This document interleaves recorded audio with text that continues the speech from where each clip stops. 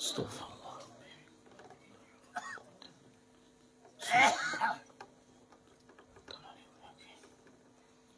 السلام عليكم ورحمة الله وبركاته.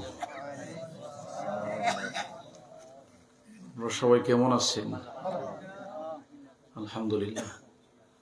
আমি দেখতে পাচ্ছি ওই কোণাতে লোকজনের সংখ্যা একটু বেশি আছে। শীতের দিন আমি যদি আপনাদেরকে বলি ওই জায়গা থেকে উঠে সেখানে আসেন, তাহলে কিন্তু আপনাদের কষ্ট হবে, আমি বুঝতেছি। আমি আল্লাহর হাবিবের একখানা হাদিস পড়ব, যদি হাদিসের উপরে আমল করার ইচ্ছা থাকে তাহলে ইচ্ছা করবেন ইনশাআল্লাহ। আল্লাহর হাবিব বলেছেন, যেখানে দ্বীনি কথাবার্তা হয়, ইলমি আলোচনা হয়, সেই জায়গায় যদি ফাঁকা থাকে, মানে আরেকজন বসার মতন জায়গা থাকে, তাহলে তৃতীয় পক্ষ এসে সুযোগ নেই। কি পক্ষ বাবা? তৃতীয় পক্ষ। তৃতীয় পক্ষ কি? হাদিসের মধ্যে আছে, একজন বলে আল্লাহ। না না, তৃতীয় পক্ষ হচ্ছে শয়তান। কি বাবা? শয়তান। সে দুইজনের মাঝখানে বসবে, বৈশা আপনাদেরকে ধোঁকা দিবে, যেন কোরআনের কথা হাদিসের কথা আপনারা না শুনেন। এই জন্য অনুরোধ করব, যদি হাদিসের উপর আমল করার ইচ্ছা থাকে, আমার সামনে অনেক জায়গা আছে, এখানে অনেক ফাঁকা জায়গা আছে, দেখি কারা কারা হাদিসকে মহব্বত করেন, রাসূলুল্লাহকে মহব্বত করেন, একটু দ্বীনের খাতিরে একটু চলে আসেন সামনে। এই তো মাশাআল্লাহ, আলহামদুলিল্লাহ। আল্লাহ কবুল করুক, জোরে বলেন আমিন। ইন্নাল হামদুলিল্লাহ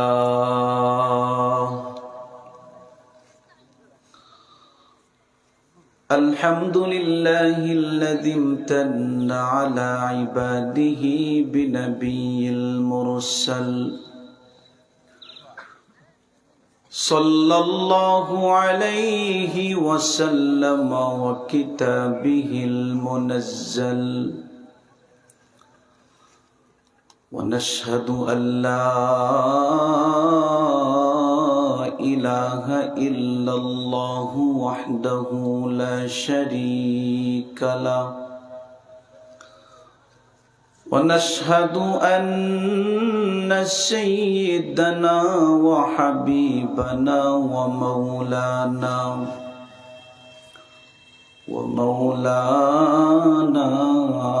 محمدا عبده ورسوله صلى الله عليه وسلم تسليما كثيرا كثيرا. أما بعد فأعوذ بالله من الشيطان الرجيم. بسم الله الرحمن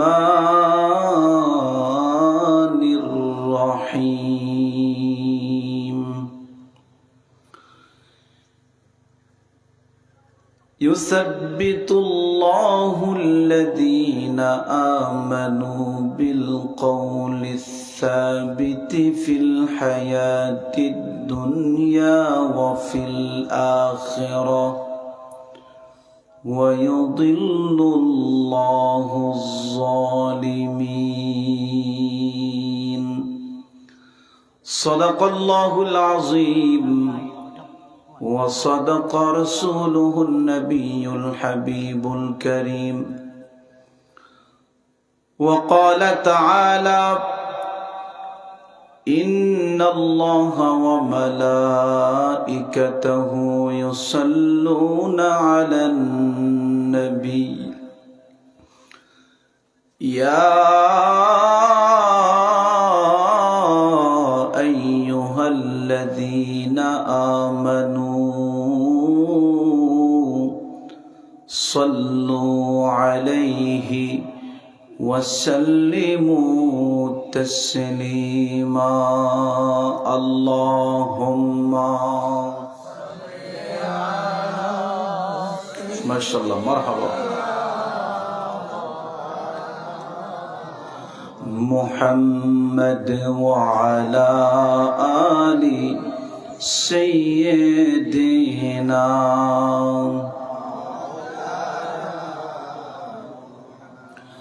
প্রেম আগুনে জ্বলে মরি ওহে রব্বানা আমি যাহার প্রেমের পাগল তিনি মদিনায় আল্লাহুম্মা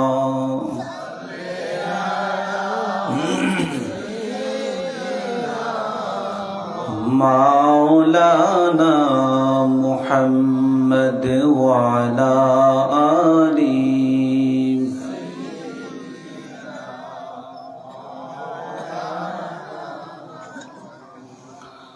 পাতরে কালিমা পড়ে নূর নবীর প্রেমেতে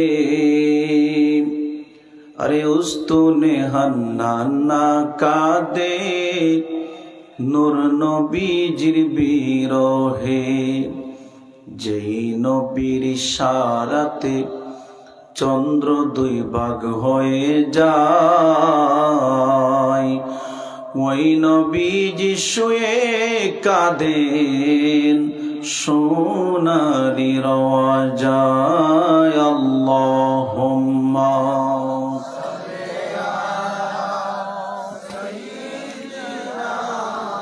মাওলানা মুহাম্মদ ওয়া আলা আলিহি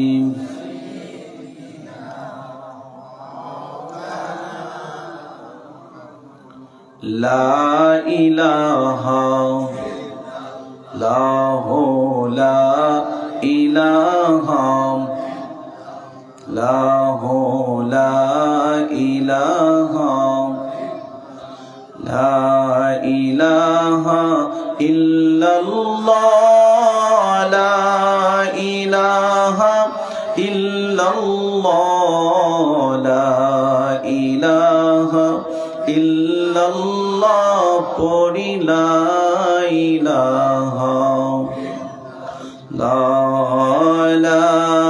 ইলাহা ইল্লাল্লাহ লা ইলাহা ইল্লাল্লাহ লা ইলাহা ইল্লাল্লাহ লা ইলাহা হাসবি রাব্বি জাল্লাল্লাহ মা ফি কলবি গায়রুল্লাহ নূর মুহাম্মদ সাল্লাল্লাহ পড়ি লা ইলাহা লা ইলাহা ইল্লাল্লাহ লা ইলাহা লা ইলাহা লা ইলাহা ইল্লাল্লাহু মুহাম্মাদুর রাসূলুল্লাহ পড়েন সাল্লাল্লাহু আলাইহি ওয়া আলিহি ওয়াসাল্লাম মুআজ্জাজ মুকাররম ওয়াজিবুল ইহতিরাম ঐতিহ্যবাহী বেড়াখাল গহরপুর औरंगापुर জামে মসজিদ উসমানপুর উসমানীনগর সিলেটের উদ্যোগে বার্ষিক ওয়াজ ও দোয়ার মাহফিলের মুহতারাম সম্মানিত সভাপতি জনাব আব্দুল আজিজ তালুকদার সাহেব মুতাওয়াল্লি পত্র জামে মসজিদ আজকের মাহফিলে যিনি সম্মানিত প্রধান অতিথি হিসেবে বয়ান করে গেছেন মুর্শিদুনা আল্লামা সাহিব কিবলা রহমাতুল্লাহি আলাইহির সুযোগ্য সন্তান আল্লামা মুফতি গিয়াসউদ্দিন চৌধুরী সাহেবজাদায়ে ফুলতলি বয়ান করেছেন হযরত মাওলানা মুফতি মনজুর হুসাইন খন্দকার সাহেব বয়ান করেছেন হযরত মাওলানা ফয়জুল্লাহ ফয়সাল সাহেব বয়ান করেছেন হযরত মাওলানা মুফতি ডক্টর সৈয়দ শহীদ আহমদ বুগদাদি সাহেব আমার পরে যিনি বয়ান করবেন হযরত মাওলানা আব্দুল কাদের জিহাদি সাহেব, উপস্থিত অনুপস্থিত জাতির মুকুট ওরাসাতুল আম্বিয়া উলামায়ে কেরাম উপস্থিত রয়েছেন, অর্থ এলাকার সম্মানিত মুরব্বী আব্বাজিরা, যুবক ভাইয়েরা, পর্দানশীন আমার মা এবং বোনেরা, সকলের খেদমতে আবারও সালাম দিচ্ছি। দিল খুলে একটিবার উত্তর দিবেন, আসসালামু আলাইকুম ওয়া রাহমাতুল্লাহ। আল্লাহ সুবহানাহু ওয়া তাআলার দরবারে শুকর আদায় করি যে মহান রব্বুল আলামিন আমাকে আপনাদেরকে অতি দয়া করে, মায়া করে, মহব্বত করে, ভালোবেসে আজকের এই জান্নাতি মাহফিলে, জান্নাতি পরিবেশে, উলামায়ে কেরামের সুহবতে আল্লাহ পাক আমাদেরকে কবুল করেছেন। এতে খুশি নাকি বেজার? যেহেতু আমরা খুশি, আসুন না রবকে খুশি করার জন্য দিল খুলে গোলাম হিসাবে, দাস হিসাবে, বান্দা হিসাবে একটি বার পড়ি আলহামদুলিল্লাহ। লাখো কোটি দরুদ এবং সালাম তার চেয়ে আরো বেশি, যিনি আল্লাহর সৃষ্টির প্রধান আকর্ষণ, আমার আপনার নবী, নবীদের নবী, সকল নবী ও রসুলদের মাথার তাজ, মুকুট, নবী মুহাম্মদুর রাসূলুল্লাহ, পড়েন সাল্লাল্লাহু আলাইহি ওয়া আলিহি ওয়াসাল্লাম। সম্মানিত হাজিরিন, আজকের এই মাহফিল হওয়াতে আপনারা খুশি নাকি বেজার? কিন্তু মানুষের উপস্থিতিতে প্রমাণ হইতেছে না যে আপনারা যে খুশি। আপনারা সিলেটি মানুষ, সিলেটি ভাষায় কথা বলেন, আমি জানি না আমার কথা কতটুকু বুঝতেছেন। আমার কথা কি বোঝা যাচ্ছে? এই তো মাশাআল্লাহ, ঠিক আছে। কারণ কথা যদি না বোঝেন তাহলে ওয়াজ করে তো আর লাভ নাই, কথা কোন ঠিক কিনা? সম্মানিত হাজিরিন, এই জান্নাতি মাহফিলগুলি এটা ইমানদারের ইমানের খোরাক, ইমানদারের ইমানের খোরাক। এজন্য ইমানদার মাহফিল হলে বেজার হতে পারে না। কারণ হচ্ছে মাহফিলের মধ্যে কোরআনের আলোচনা করা হয়, কোরআনের তেলাওয়াত করা হয়। আর আল্লাহ পাক বলেন, ইন্নামাল মুমিনুনা ইযা যুকিরাল্লাহ ওয়াজিলাত কুলুবুহুম ওয়া ইযা তুলিয়াত আলাইহিম আয়াতুহু যাদাতহুম ঈমানা। আল্লাহ পাক বলেন, মুমিনের বৈশিষ্ট্য হচ্ছে যে যখন আল্লাহর জিকির করে তাদের অন্তর বিগলিত হয়ে যায়, গলে যায়, এবং যখন কোরআনের তেলাওয়াত করে যাদাতহুম ঈমানা, ঈমানের নূর বেড়ে যায়। আল্লাহু আকবার। এজন্য মাহফিল হলে মুমিন কোনোদিন কি হতে পারে না? বেজার হতে পারে না। সম্মানিত হাজিরিন, অনেক আলেম বয়ান করছেন, অনেকে অনেক বিষয় নিয়ে কথা বলছেন। আমাকে বলছেন একটু কবর হাসর নিয়ে কথা বলার জন্য, যেহেতু একদম শেষের দিকে, কথা কোন ঠিক কিনা? প্রিয় ভাইরা, এই পৃথিবীতে আল্লাহ পাক বহু মানুষ পাঠিয়েছিলেন, কথা কোন ঠিক কিনা? তারা কি এখন আসছে নাকি চলে গেছে? আমরা এখন আসছি, আমরা কি থাকবো নাকি চলে যাব? আমাদের পরে কেউ যদি পৃথিবীতে আসে, তারা কি থাকার জন্য আসবে নাকি চলে যাবে? এই পৃথিবীতে যদি টাকার কোন সিস্টেম থাকতো তাহলে আমার নবী চলে যেতেন না, কথা কোন ঠিক কিনা? এই পৃথিবীতে যদি শক্তি দিয়ে, টাকা দিয়ে, পয়সা দিয়ে, বাহাদুরি করে টাকা যেত তাহলে ফেরাউন মরত না, কথা কোন ঠিক কিনা? এই পৃথিবীতে যেহেতু টাকার কোনো সিস্টেম নাই, রব্বুল আলামিনের চূড়ান্ত বিধান হচ্ছে কুল্লু নাফসিন যায়িকাতুল মাউত, যাদেরকে আমি আল্লাহ প্রাণ দিয়েছি তাদের প্রাণ নাশ হবে, তাদেরকে মরতে হবে, মৃত্যুর স্বাদ নিতে হবে। এজন্য চূড়ান্ত ফয়সালা হচ্ছে কেউ থাকবো না, সবাই চলে যেতে হবে, কথা কোন ঠিক কিনা? প্রিয় ভাইরা, চলে যাওয়া তো সহজ, কিন্তু কি নিয়ে যাব আমরা? কোন জগতে আমরা পা রাখবো? কি আমাদের জন্য অপেক্ষা করতেছে? আরে ভাই, হযরত আলী রাদিয়াল্লাহু তাআলা আনহু বলেন, আমি তো মৃত্যুকে বই করি না, বই করি মৃত্যুর পরে আমার সঙ্গে যা হবে। আল্লাহু আকবার। আল্লাহর হাবিবের সাহাবী হযরত আলী এই কথা বলতেছে, কিন্তু আমাদের মৃত্যুর ভয় নাই। ভয় থাকলে তো এই মাঠ পরিপূর্ণ থাকতো, কথা কোন ঠিক কিনা? আমি মৃত্যুকে বই করি না, তবে মৃত্যুর পরে যা হবে, কবরে আমার সঙ্গে কি হবে, হাসরে আমার সঙ্গে কি হবে, আল্লাহর আদালতে দাঁড়িয়ে আমি কি জবাব দিব, এই বিষয় নিয়ে আমাকে ভয় করে। আল্লাহু আকবার বলেন। আহা বাইরে ভাই, যে পৃথিবীর জন্য আমরা পাগল হয়ে আছি, যে পৃথিবীর জন্য আমরা রবকে ভুলে গেছি, আখিরাতকে ভুলে গেছি, রসুলকে ভুলে গেছি, আল্লাহর কসম আজকে মরে দেখেন পৃথিবী আপনাকে, আহা এক সেকেন্ড লাগবে না বলতে, এক সেকেন্ড লাগবে না, আজকে মরে দেখেন। আরে আপনি এটা মনে করবেন না যে আপনি মরে গেলে হয়তো বা পৃথিবী আপনার জন্য থমকে থাকবে, দাঁড়িয়ে থাকবে, সূর্য আর উঠবে না, সূর্য আর অস্ত যাবে না, চাঁদ আর উঠবে না, তারাগুলি আর মিটি মিটি জ্বলবে না। আপনি মনে করবেন না যে আপনি পৃথিবী থেকে চলে গেলে হয়তো বা আপনার স্ত্রী থেমে যাবে, আপনার ছেলে সন্তান আপনার জন্য থেমে থাকবে। ভাই সবাই সবার গতিতে চলবে, এই পৃথিবীর গতিতে চলবে, কিন্তু থাকবো না আপনি আর আমি, কথা কোন ঠিক কিনা? এই দেহের ভিতরে যতদিন প্রাণ আছে সকলের কাছে দাম আছে, বন্ধুর কাছে দাম আছে, ভাইয়ের কাছে দাম আছে, বোনের কাছে দাম আছে, সকলের কাছে দাম আছে। যখনই এই দেহ থেকে প্রাণ পাখিটা উড়াল দিয়ে চলে যাবে, আল্লাহর কসম 2 পয়সার দাম তাদের কাছে আপনার নাই, কথা কোন ঠিক কিনা?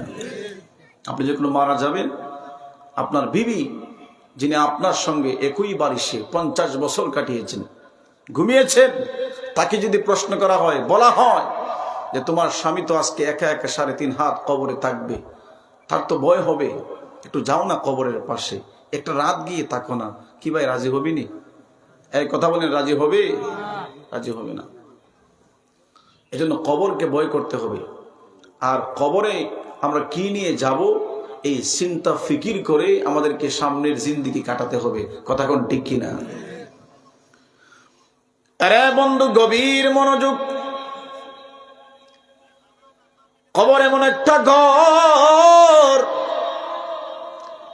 আল্লাহর নবী বলেন আল কবরু রাউদাতুম মির রিয়াদিল জান্নাহ আও হুফরাতুম মিন হুফারিন নার। আল্লাহর নবী বলেন কবর এমন একটি ঘর, এই ঘর কারোর জন্য হয়ে যাবে জান্নাতের বাগান, আবার ওই ঘরটা কারোর জন্য হয়ে যাবে জাহান্নামের একটা গাড়া, জাহান্নামের একটা গর্ত হয়ে যাবে। আরে বন্ধু, এজন্যই তো নবীর সাহাবীরা কবর দেখলে কান্না করত।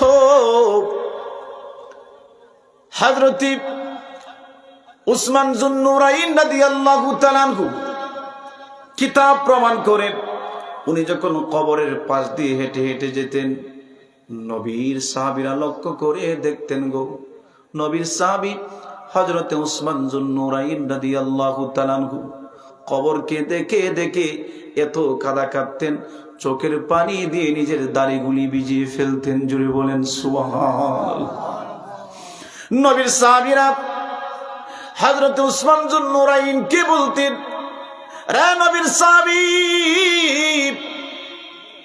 কেন গো কবর দেখলে এত কাঁদো, মসজিদে দেখলাম এত কাঁদো না, নবীর সামনে বসে বসে তুমি কত আলোচনা শোনো, এত কাঁদতে তোমাকে দেখি না, কিন্তু খবরের পাশে যখন তুমি চলে আসো, তুমি চোখের পানি দিয়ে গাল আর দাড়িগুলি কি ভিজিয়ে ফেলো, শিশু বাচ্চার মতন ফুফায় ফুফায় কান্না করো। কিসের জন্য কান্না করো? হযরত উসমান যুন্নুরাইন রাদিয়াল্লাহু তাআলা আনহু বলেন, রে নবীর সাহাবীরা, তোমরা কি গো শুনো নাই আমার নবীজি কবরের ব্যাপারে কি বলেছেন? আমার নবী বলেছেন আখিরাতের যতগুলি ঘাটি রয়েছে, যতগুলি মঞ্জিল রয়েছে, যতগুলি স্টেশন রয়েছে, এর মধ্যে প্রথম ঘাটি হচ্ছে কবর। নবী বলেছেন এই কবরে যে মুক্তি পেয়ে যাবে, পরকাল তার জন্য সহজ হয়ে যাবে, প্রত্যেকটা ঘাটি তার জন্য সহজ হয়ে যাবে, মিজান তার জন্য সহজ হয়ে যাবে, ফুলসিরাত তার জন্য সহজ হয়ে যাবে, আমার আল্লাহ ঠিকানা করে দিবে তাকে জান্নাত। জুড়ে বলেন সুবহানাল্লাহ। আরে নবীর সাহাবী উসমান কান্দে, আল্লাহু আকবার বলেন না। সাহাবী উসমান কান্দে, যার ব্যাপারে আমার নবী বলেছেন উসমান ফিল জান্নাহ। সুবহানাল্লাহ পড়ুন। আমার নবীজি 10 জন সাহাবীর ব্যাপারে দুনিয়াতে সার্টিফিকেট দিয়ে গেছেন। কয়জন? 10 জন। আল্লাহর হাবিব বলেন আবু বকর ফিল জান্নাতি ওয়া উমর ফিল জান্নাতি ওয়া উসমান ফিল জান্নাতি ওয়া আলীউন ফিল জান্নাতি, আমার আবু বকর জান্নাতি, আমার ওমর জান্নাতি, আমার উসমান জান্নাতি, আমার আলী জান্নাতি। যারা জান্নাতের সার্টিফিকেট পাইলো তারা কবর দেখে কান্না করে। আল্লাহু আকবার বলেন না? নবীর সাহাবী হযরত উসমানের মর্যাদা কত জানেননি? আমার নবী বলেন, হাদিস শরীফ সাক্ষী, আল্লাহর নবী বলেন, পৃথিবীর মানুষেরা শোনো শোনো, সমস্ত নবীদের সঙ্গে জান্নাতে একজন সাথী থাকবে। শোনো শোনো, জান্নাতের মধ্যে যিনি আমার সঙ্গে সাথী হয়ে থাকবে তিনি আর কেউ না, তিনি হচ্ছেন আমার উসমান। জুড়ে জুড়ে বলেন সুবহানাল্লাহ। ওই সাহাবী কান্না করে আর বলে, রে নবীর সাহাবীরা শুনো, কেন গো আমি কবর দেখলে কান্না করি?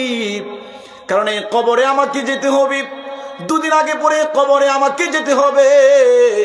ওই কবর আমার সঙ্গে কি ব্যবহার করবে? কবর কি আমার জন্য সহজ হবে নাকি কঠিন হবে?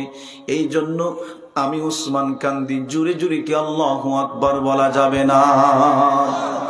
আরে নবীর সাহাবী হযরত উমর, যার ব্যাপারে আল্লাহ রাসূল বলেছেন, জানা খাতামুন নবিয়্যিন লা নাবিয়্যা বাদি, আমি হচ্ছে শেষ নবী, আমার পরে আর কোন নবী। জোরে বলেন, আমার নবীর পরে কি আর কোন নবী আছে? জোরে বলেন, আছে। আল্লাহ পাক নবীর মাধ্যমে নবুয়তের দরজার মধ্যে তালা মেরে দিয়েছেন। আল্লাহু আকবার বলেন। মা কানা মুহাম্মাদুন আবা আহাদিম মির রিজালিকুম ওয়ালাকির রাসূলুল্লাহি ওয়া খাতামান নাবিয়্যিন। আল্লাহ পাক বলেন, আমার নবী হচ্ছেন শেষ নবী। জোরে বলেন সুবহানাল্লাহ। নবী নিজে বলেছেন, আনা খাতামুন নাবিয়্যিন, আমি হচ্ছি শেষ নবী, লা নাবিয়্যা বাদি, আমার পরে আর কোনো নবী নাই। তবে যদি নবী হয়ে আসার সম্ভাবনা থাকতো, ওয়ালাউ কানা বাদি নাবিয়্যাল লাকানা উমর। উমর, উমর, আল্লাহু আকবার বলেন। কত বড় দরজার সাহাবী! উনারা কবরের ভয়ে কান্দে, হাসরের ভয়ে কান্দে, আর আমরা মিয়া লত্তিয়ার সত্যার, নাই নামাজ নাই রোজা, কথা কোন ঠিক কিনা? আল্লাহ রাসূল বলেন, আমার পরে কেউ যদি নবী হয়ে আসার সম্ভাবনা থাকতো তাহলে হযরতে উমর নবী হয়ে আসতো। সুবহানাল্লাহ। যার মেজাজে আল্লাহ পাক কোরআনে 22টি আয়াত নাজিল করেছে। কত বড় দরজার সাহাবী! উনি দেখেন ঈদের দিন কান্দে, সবাই আনন্দ করে। ঈদের দিন হযরতে উমর কান্দে। সাহাবী হযরতে আবু হুরায়রা রাদিয়াল্লাহু তাআলা আনহু গেলেন উমরের বাড়িতে, গিয়ে দেখে উমর কাঁদতেছে। কি ব্যাপার? সবাই আনন্দ করে। ও নবীর সাহাবী, আপনি কেন কান্না করেন? আল্লাহু আকবার বলেন। আরে বাবাজি, গভীর মনোযোগ। হযরত উমর রাদিয়াল্লাহু তাআলা আনহু ডাক দিয়ে বলে, রে নবীর সাহাবী আবু হুরায়রা শোনো, দীর্ঘ 1 মাস আমি সিয়াম সাধনা করেছি, রোজা রেখেছি। আমার কোনো ভুলের কারণে একটা রোজা যদি আল্লাহ পাক কবুল না করেন, কাল কিয়ামতের কঠিন ময়দানে আল্লাহ পাক যদি আমাকে এই রোজার ব্যাপারে জিজ্ঞাসা করে গো, আমি কি জবাব দিব? একটা রোজার কারণে যদি আল্লাহর আদালতের সামনে দাঁড় হতে হয়, একটা রোজার কারণে যদি আমাকে জাহান্নামে যেতে হয়, আমার একটা রোজা যদি গো বাতিল হয়ে যায়, আল্লাহর সামনে আমি কেমনে মুখ দেখাবো? এই জন্য আমার ভয় হয় আমার 30টা রোজা নিয়ে আমার মালিক কবুল করছে। জুড়ে বলেন সুবহানাল্লাহ। এমনি করি হযরত আবু হুরায়রা রাদিয়াল্লাহু তাআলা আনহু ডাক দিয়ে বলে, রে নবীর সাহাবী, কান্নার কোনো কারণ নাই, কারণ নবীর জবান মুবারকে শুনেছি আবু বকরিন ফিল জান্নাহ ওয়া উমরু ফিল জান্নাহ ওয়া উসমানু ফিল জান্নাহ ওয়া আলীউন ফিল জান্নাহ। নবীর জবান মুবারকের মাধ্যমে শুনেছি আপনি হচ্ছেন জান্নাতি, জান্নাতের সার্টিফিকেট আমার নবীর জবান মুবারকের মাধ্যমে শুনেছি। অতএব কান্নার কোনো দরকার নাই, টেনশনের কোনো দরকার নাই। হযরত উমরের কান্না আরো বেড়ে গেল। নবীর সাহাবী ডাক দিয়ে বলে, রে উমর, কেন আরো বেশি কান্না করো? হযরত উমর ডাক দিয়ে বলে, রে নবীর সাহাবী, শুনো শুনো, যেই মালিক আমার প্রতি খুশি হইয়া জান্নাতের সার্টিফিকেট দিছে নবীর জবান মুবারকের মাধ্যমে, আমি উমরের জিন্দেগীর মধ্যে কোনো একটা আমলের প্রতি নারাজ হইয়া আমার মালিক তো আমারে জাহান্নামের সার্টিফিকেটটাও নবীর জবান মুবারকের মাধ্যমে দিতে পারে। ভয় কাকে বলে একটু দেখেন মিয়া। আল্লাহু আকবার বলেন। এর নাম হচ্ছে ভয়। নবীর সাহাবী হযরত আবু বকর সিদ্দিক রাদিয়াল্লাহু তাআলা আনহু কেমন ভয় করত, কিতাব প্রমাণ করি। হযরত আবু বকর সিদ্দিক রাদিয়াল্লাহু তাআলা আনহু মাঝে মধ্যে নির্জনে চলে যাইতেন, নির্জনে যাইয়া গাছের পাতার দিকে ইশারা করতেন, গাছের দিকে ইশারা করতেন আর বলতেন ইয়া লাইতানি কুনতু শাজারাতান তাকাতু ওয়া তুকালু। গাছের দিকে ইশারা করতেন আর বলতেন রে গাছ, তুমি তো গাছ হইয়া বেঁচে গেছো, তোমাকে যদি কেটে ফেলে দেওয়া হয় তোমার হিসাব নিকাশ শেষ। ও গাছের পাতা, তুমি তো গাছের পাতা হইয়া তুমি তো তোমার জীবনটাকে তুমি মুক্তি নিছো। বলে কেমনে? বলে তোমার যখন মেয়াদ শেষ হয়ে যাবে, বাতাসের আঘাতে তুমি যখন জমিনে পড়ে যাবে, তোমার হিসাব কিতাব শেষ হয়ে যাবে। কিন্তু আমি আবু বকর মানুষ হইয়ারে বিপদে পড়ছি। বলে কেমনে? বলে আমি তো দুনিয়ার জমিন থেকে যখন আমার দুনিয়ার হায়াতের বাজেট যখন শেষ হয়ে যাবে, এখানে আমার শেষ নয়, আমার জন্য কবর অপেক্ষা করতেছে, আমার জন্য মিজান অপেক্ষা করতেছে, আমার জন্য ফুলসিরাত অপেক্ষা করতেছে। এই জন্য আবু বকর পরকালের ভয়ে নির্জনে যাইয়া নিজের দিকে ইশারা করতেন, নিজেকে দীক্ষা দিয়ে দিয়ে তিনি কাঁদতেন জুড়ে জুড়ে। বলেন আল্লাহু আকবার। কেমন সাহাবী যিনি আল্লাহর হাবিবের ডান পাশে ঘুমিয়ে রয়েছেন। যারা মক্কা মদিনায় গিয়েছেন অথবা জান্নাতে যারা গিয়েছেন তাদেরকে প্রশ্ন করবেন, আল্লাহর হাবিবের বাম পাশে ঘুমিয়ে রয়েছেন হযরত ওমর রাদিয়াল্লাহু তাআলা আনহু, ডান পাশে যিনি ঘুমিয়ে রয়েছেন উনি হচ্ছেন হযরত আবু বকর সিদ্দিক রাদিয়াল্লাহু তাআলা আনহু। এমন দরজার সাহাবী আল্লাহর নবী বলেন লাউ কুনতু মুত্তাখিদান খালিলান মিন উম্মতি লাত্তাখাযতু আবা বকর। আল্লাহর পরে যদি এই জমিনে আমি কাউকে অন্তরঙ্গ বন্ধু বানাইতাম তাহলে আমি আমার আবু বকরকে বন্ধু বানিয়ে নিতাম। জোরে বলেন সুবহানাল্লাহ। এত বড় দরজার সাহাবী গো কবরের ভয়ে কান্না করে। আরে ভয় নাই তোমার আর আমার, কথা কোন ঠিক কিনা? আরে বন্ধু, যে দুনিয়ার জন্য পাগল হয়ে গেছ, যে সন্তানের জন্য আওলাদের জন্য পাগল হইয়া চিন্তা করতে করতে রবকে ভুলে গেলা, আখিরাতকে ভুলে গেলা। শুনো শুনো, মারা যাওয়ার পরে আল্লাহর রাসূল বলেন ইয়াতবাউল মাইয়িতা সালাসাতু। একজন মানুষ যখন মারা যায় ওই মাইয়িতের সঙ্গে তিনটা জিনিস কবর পর্যন্ত যায়। জুড়ে বলেন কয়টা জিনিস? তিনটা জিনিস কবর পর্যন্ত যায়। বলে এক নাম্বার হচ্ছে তার সম্পদ তার সঙ্গে যায়, দুই নাম্বার হচ্ছে তার আলী আওলাদ তার সঙ্গে কবর পর্যন্ত যায়, তিন নাম্বার হচ্ছে আমল কবর পর্যন্ত যায়। আল্লাহর নবী বলেন একটা কবরের ভিতরে যায়, দুইটা কবর থেকে আবার চলে আসে। দুইটা কি কি? বলে একটা হচ্ছে সম্পদ, আরেকটা হচ্ছে আপনার ওই আওলাদ যারা কবর পর্যন্ত আপনাকে নিয়ে যাবে, পাষাণের মতন মাটি চাপা দিয়া আপনাকে অন্ধকার কবরে রেখে চলে আসবে। আপনার সঙ্গে যাবে না, গো কবরে যাবে না। কিন্তু আল্লাহর নবী বলেন রে উম্মত শুনো, এই শীতের মৌসুমে যারা গো কষ্ট করে উজু বানাইছিলাম, আল্লাহর কদমে সেজদা দিয়েছিলাম, কোরআনকে মহব্বত করেছিলাম, কোরআন তেলাওয়াত করেছিলাম, শুনো শুনো, ওই আমল তোমারে বিপদে ফেলাইয়া চলে আসবে না। আল্লাহর নবী বলেন দুইটা তোমাকে পর কইরা কবরের ভিতরে তোমাকে মাটি দিয়ে রাইকা তারপরে চলে আসবে, কিন্তু তোমার আমল তোমারে রাইকা চলে আসবে না, তোমার সঙ্গে বন্ধু হইয়া কবরে চলে যাবে। আল্লাহু আকবার বলেন না? কবরে যাইয়া ডাক দিয়ে বলবে রে বন্ধু শুনো, তোমার সময় পর করে যাইতে পারে, তোমার মাল তোমারে পর কইরা যাইতে পারে, তোমার আওলাদ তোমারে পর কইরা যাইতে পারে, কিন্তু আমি আমল তোমারে সাইরা যাইতে পারি না। দুনিয়াতে তুমি আমারে বন্ধু বানাইছো, 5 ওয়াক্ত যখন নামাজের সময় হয়ে গিয়েছিল, আজানের ধ্বনি যখন মুয়াজ্জিন সাহেব মসজিদে দিয়েছিল, সমস্ত কাজকর্মে বলে গিয়ে তুমি চলে গিয়েছিলে আল্লাহর কদমে সেজদা দেওয়ার জন্য। এই ঠান্ডার মধ্যে উজু করে ফজরের নামাজ পড়ার জন্য বিছানা ফালাইয়া তুমি চলে আসছিলে আল্লাহর তোমার ঘর মসজিদে, আমি আমল তোমার সঙ্গে আমি 2 নম্বরই করতে পারি না। শোনো শোনো, বন্ধু হইয়া তোমার কবরে চলে আসলাম।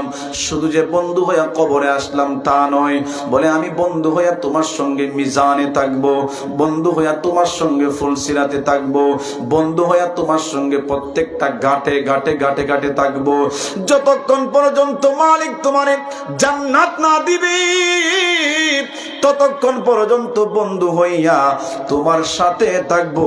জবান খুলে কি আল্লাহু আকবার বলা যাবে না? আরে মিয়া, যেটা আমাদেরকে পর কইরা পাষাণের মতন কবরে রাইখা চলে আসবে, আমরা তো এগুলা নিয়ে মগ্ন আছি। কথা কোনটি কিনা? আহা, আর যেটা আমার বন্ধু হবে আমরা ওইদিকে কোনো খেয়াল নাই, ধ্যান নাই। কথা কোনটি কিনা? প্রিয় ভাইয়েরা, এজন্য কবরে যাওয়ার আগে যেটা আমার বন্ধু হবে, যেটা আমার কাজে আসবে, এটাকে আপন বানানোর দরকার আছে কিনা নাই? আরো জোরে বলে আছে কিনা নাই? শুনেন বাবা, কবরটাকে সাধারণ একটা ঘর মনে করবেন না। আহা, আরে কবর এমন একটা জায়গা, দিনেও তো মানুষ সেখানে যাইতে ভয় পায়। কথা কোনটি কিনা? আপনাদের এলাকায় গুরুস্থান আছে না? একা একা যাবেন, দেখবেন সেখানে যাওয়ার পরে আপনার ভিতরে একটা ভয় কাজ করবে। কথা কোনটি কিনা? তো এই ওই জায়গার মধ্যে গেলেই যদি ভয় কাজ করে, ভিতরে কি হবে রে বাবা, একটু চিন্তা করেন না। আরে বাবাজি, আল্লাহর নবী বলেন, কবরের মধ্যে যখন মাইয়িতকে রাখা হয়, ওই মাইয়িত এমন জোরে জোরে চিৎকার করে, এমন জোরে জোরে চিৎকার করে, আল্লাহর নবী বলেন ওই চিৎকারের আওয়াজ যদি দুনিয়ার মানুষ শুনতো, ওই চিৎকারের আওয়াজ যদি তার সন্তান শুনতো, ওই চিৎকারের আওয়াজ যদি তার ভাই শুনতো, এলাকার মানুষ শুনতো, আল্লাহর নবী বলেন মানুষ কোনোদিন লাশকে দাফন করার জন্য কবরে যাইতো না। যখন তুমি আমি তোমার আমার আপনজন গুলির কবরের মধ্যে রাখি, ওই লাশ, ওই মাইয়িত চিৎকার করে করে কান্না শুরু করে আর বলি, আমার এই ঘরে রাইখা যায় না রে, এই ঘরে রাইখা যায় না, কারণ এই ঘরের মধ্যে কোনো দরজা নাই, জানালা নাই, বন্ধু নাই, সাথী নাই, বাতি নাই, কোনো ব্যবস্থা নাই, আমি কেমনে এই ঘরের মধ্যে থাকবো? আমার রাইখা যায় না, আমার রাইখা এই ঘরের মধ্যে যায় না। জুড়ে জুড়ে চিৎকার করে কান্না শুরু করি। আল্লাহর নবী বলেন যদি দুনিয়ার কোনো মানুষ শুনতে পাইতো, তাহলে কোনোদিন মানুষ গুরুস্থানে লাশ দাফন করার জন্য যাইতো না। মানুষ লাশ দাফন করার জন্য গুরুস্থানে যাইতো দূরের কথা, গুরুস্থানের কাজ দিয়েও যাইতো না। ওই লাশ উঠানের মধ্যে পড়ে থাকতো, ওই লাশ রাস্তার মধ্যে পড়ে থাকতো। এমন একটা ভয়ঙ্কর জায়গা হচ্ছে কবর রে বাবা। রে বন্ধু, কবরের মধ্যে যাওয়া লাগবে।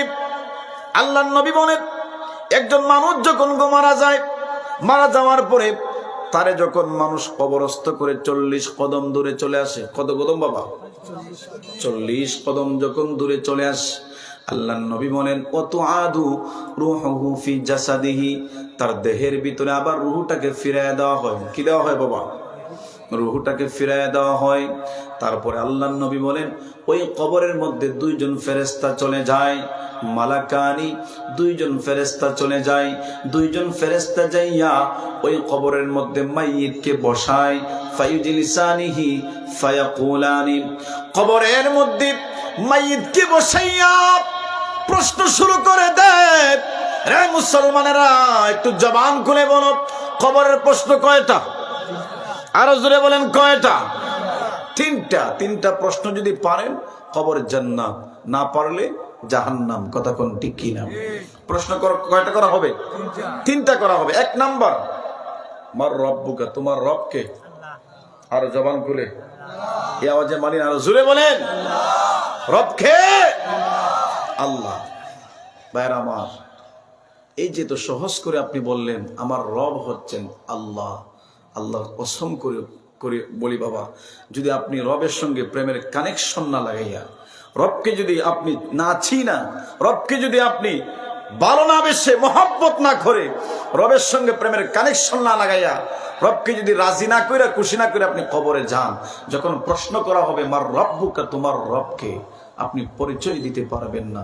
রাসূল বলেন তখন আপনি বলবেন হা হা লা আদরি, আরে দুনিয়াতে আমার রব কে ছিল, আমার রব কে ছিল, আমার প্রতিপালক কে ছিল, আপনি চিনবেন না, আপনি ওই সময় শুধু আফসুস করবেন, জোরে বলেন না আল্লাহু আকবার।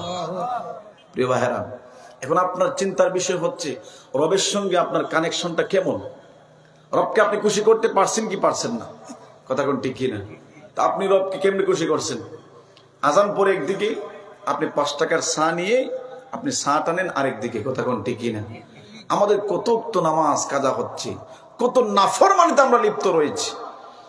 এই যে এত সহজে বললেন যে আমার রব হচ্ছে আল্লাহ, রবের সঙ্গে প্রেমের কানেকশন না করে যদি আপনি খবরে যান, যখন প্রশ্ন করা হবে মার রব্বুকা, তোমার রবকে বাবা উত্তর দিতে পারবেন?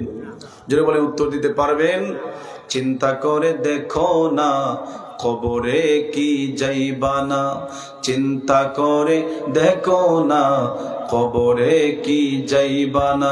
আরে যেই কবরে আল্লাহ সারা বন্ধু কেহ পাইবা না, যেই কবরে আল্লাহ সারা বন্ধু কাউকে পাইবা না, চিন্তা করে দেখো না কবরে কি যাইবা না, চিন্তা করে দেখো না কবরে কি।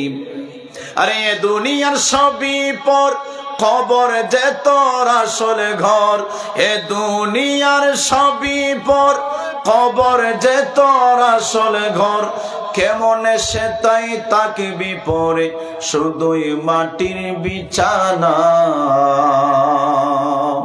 কেমনে সে তাই তাকবি পরে, শুধুই মাটির বিছানা।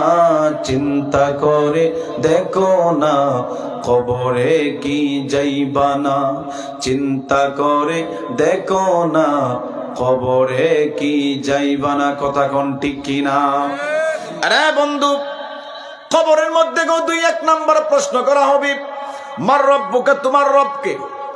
আরে সিলেটের মুসলমানেরা, যদি রবের সঙ্গে প্রেমের কানেকশন না লাগাইয়া, রবের পরিচয় যদি তুমি না চিনা, রবকে যদি খুশি না কইরা, রাজি না কইরা যদি তুমি কবরে যাও, যখন প্রশ্ন করা হবে মার রব্বুকা, তোমার রবকে, আমার নবী বলেন উত্তর দিতে পারবেন না, বলবেন হা হা লা আদরি, আমার রবকে আমি চিনি না। আর যদি রবকে খুশি কইরা, রবের সমস্ত বাধ্যতামূলক কাজ কইরা যদি আপনি কবরে যাইতে পারেন, রবের জিকির কইরা, রবের কোরআন তেলাওয়াত কইরা, রবকে খুশি কইরা যদি আপনি কবরে যাইতে পারেন, যখন প্রশ্ন করা হবে ও আল্লাহর বান্দা বলো তো দেখি তোমার রবকে, তখন অটোমেটিকলি আপনার ব্রেইনের মধ্যে চলে আসবে, জেহেনের মধ্যে চলে আসবে, আরে আমার রব তো একজন, তিনি হচ্ছেন আল্লাহ। কথা কোন ঠিক কিনা? 2 নাম্বার প্রশ্ন করা হবে গো, ওমান দীনুকা, তোমার ধর্ম কি? বলেন তোমাদের ধর্মের নাম কি? আর জোরে বলেন কি? প্রশ্ন করা হবে ওমান দীনুকা, তোমার ধর্ম কি? আল্লাহর কসম করে বললাম, যদি কেউ রবের সঙ্গে প্রেমের কানেকশন আপনার ইসলামের বিধিবিধান না বাইনা, যদি আপনি কবরে যান, যখন প্রশ্ন করা হবে তোমার ধর্মের নাম কি, আপনি পরিচয় দিতে পারবেন না, দুনিয়াতে আপনি কোন ধর্মের উপরে চিনেন। এখন প্রশ্নের বিষয় হচ্ছে, জানার বিষয় হচ্ছে যে ইসলাম আমরা কতটুকু মানি। কথা কোন ঠিক কিনা? আরে ইসলাম আমরা কতটুকু মানি?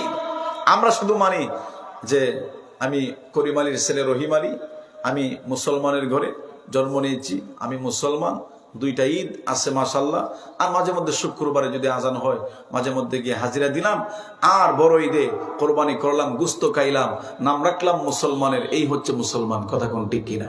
আমাদের মুসলমানের তো সীমানা এতটুকু পর্যন্ত, কিন্তু মুসলমান কি এতটুকু পর্যন্ত নাকি আরো আছে? এই জন্য বলেন এতটুকু পর্যন্ত নাকি আরো আছে?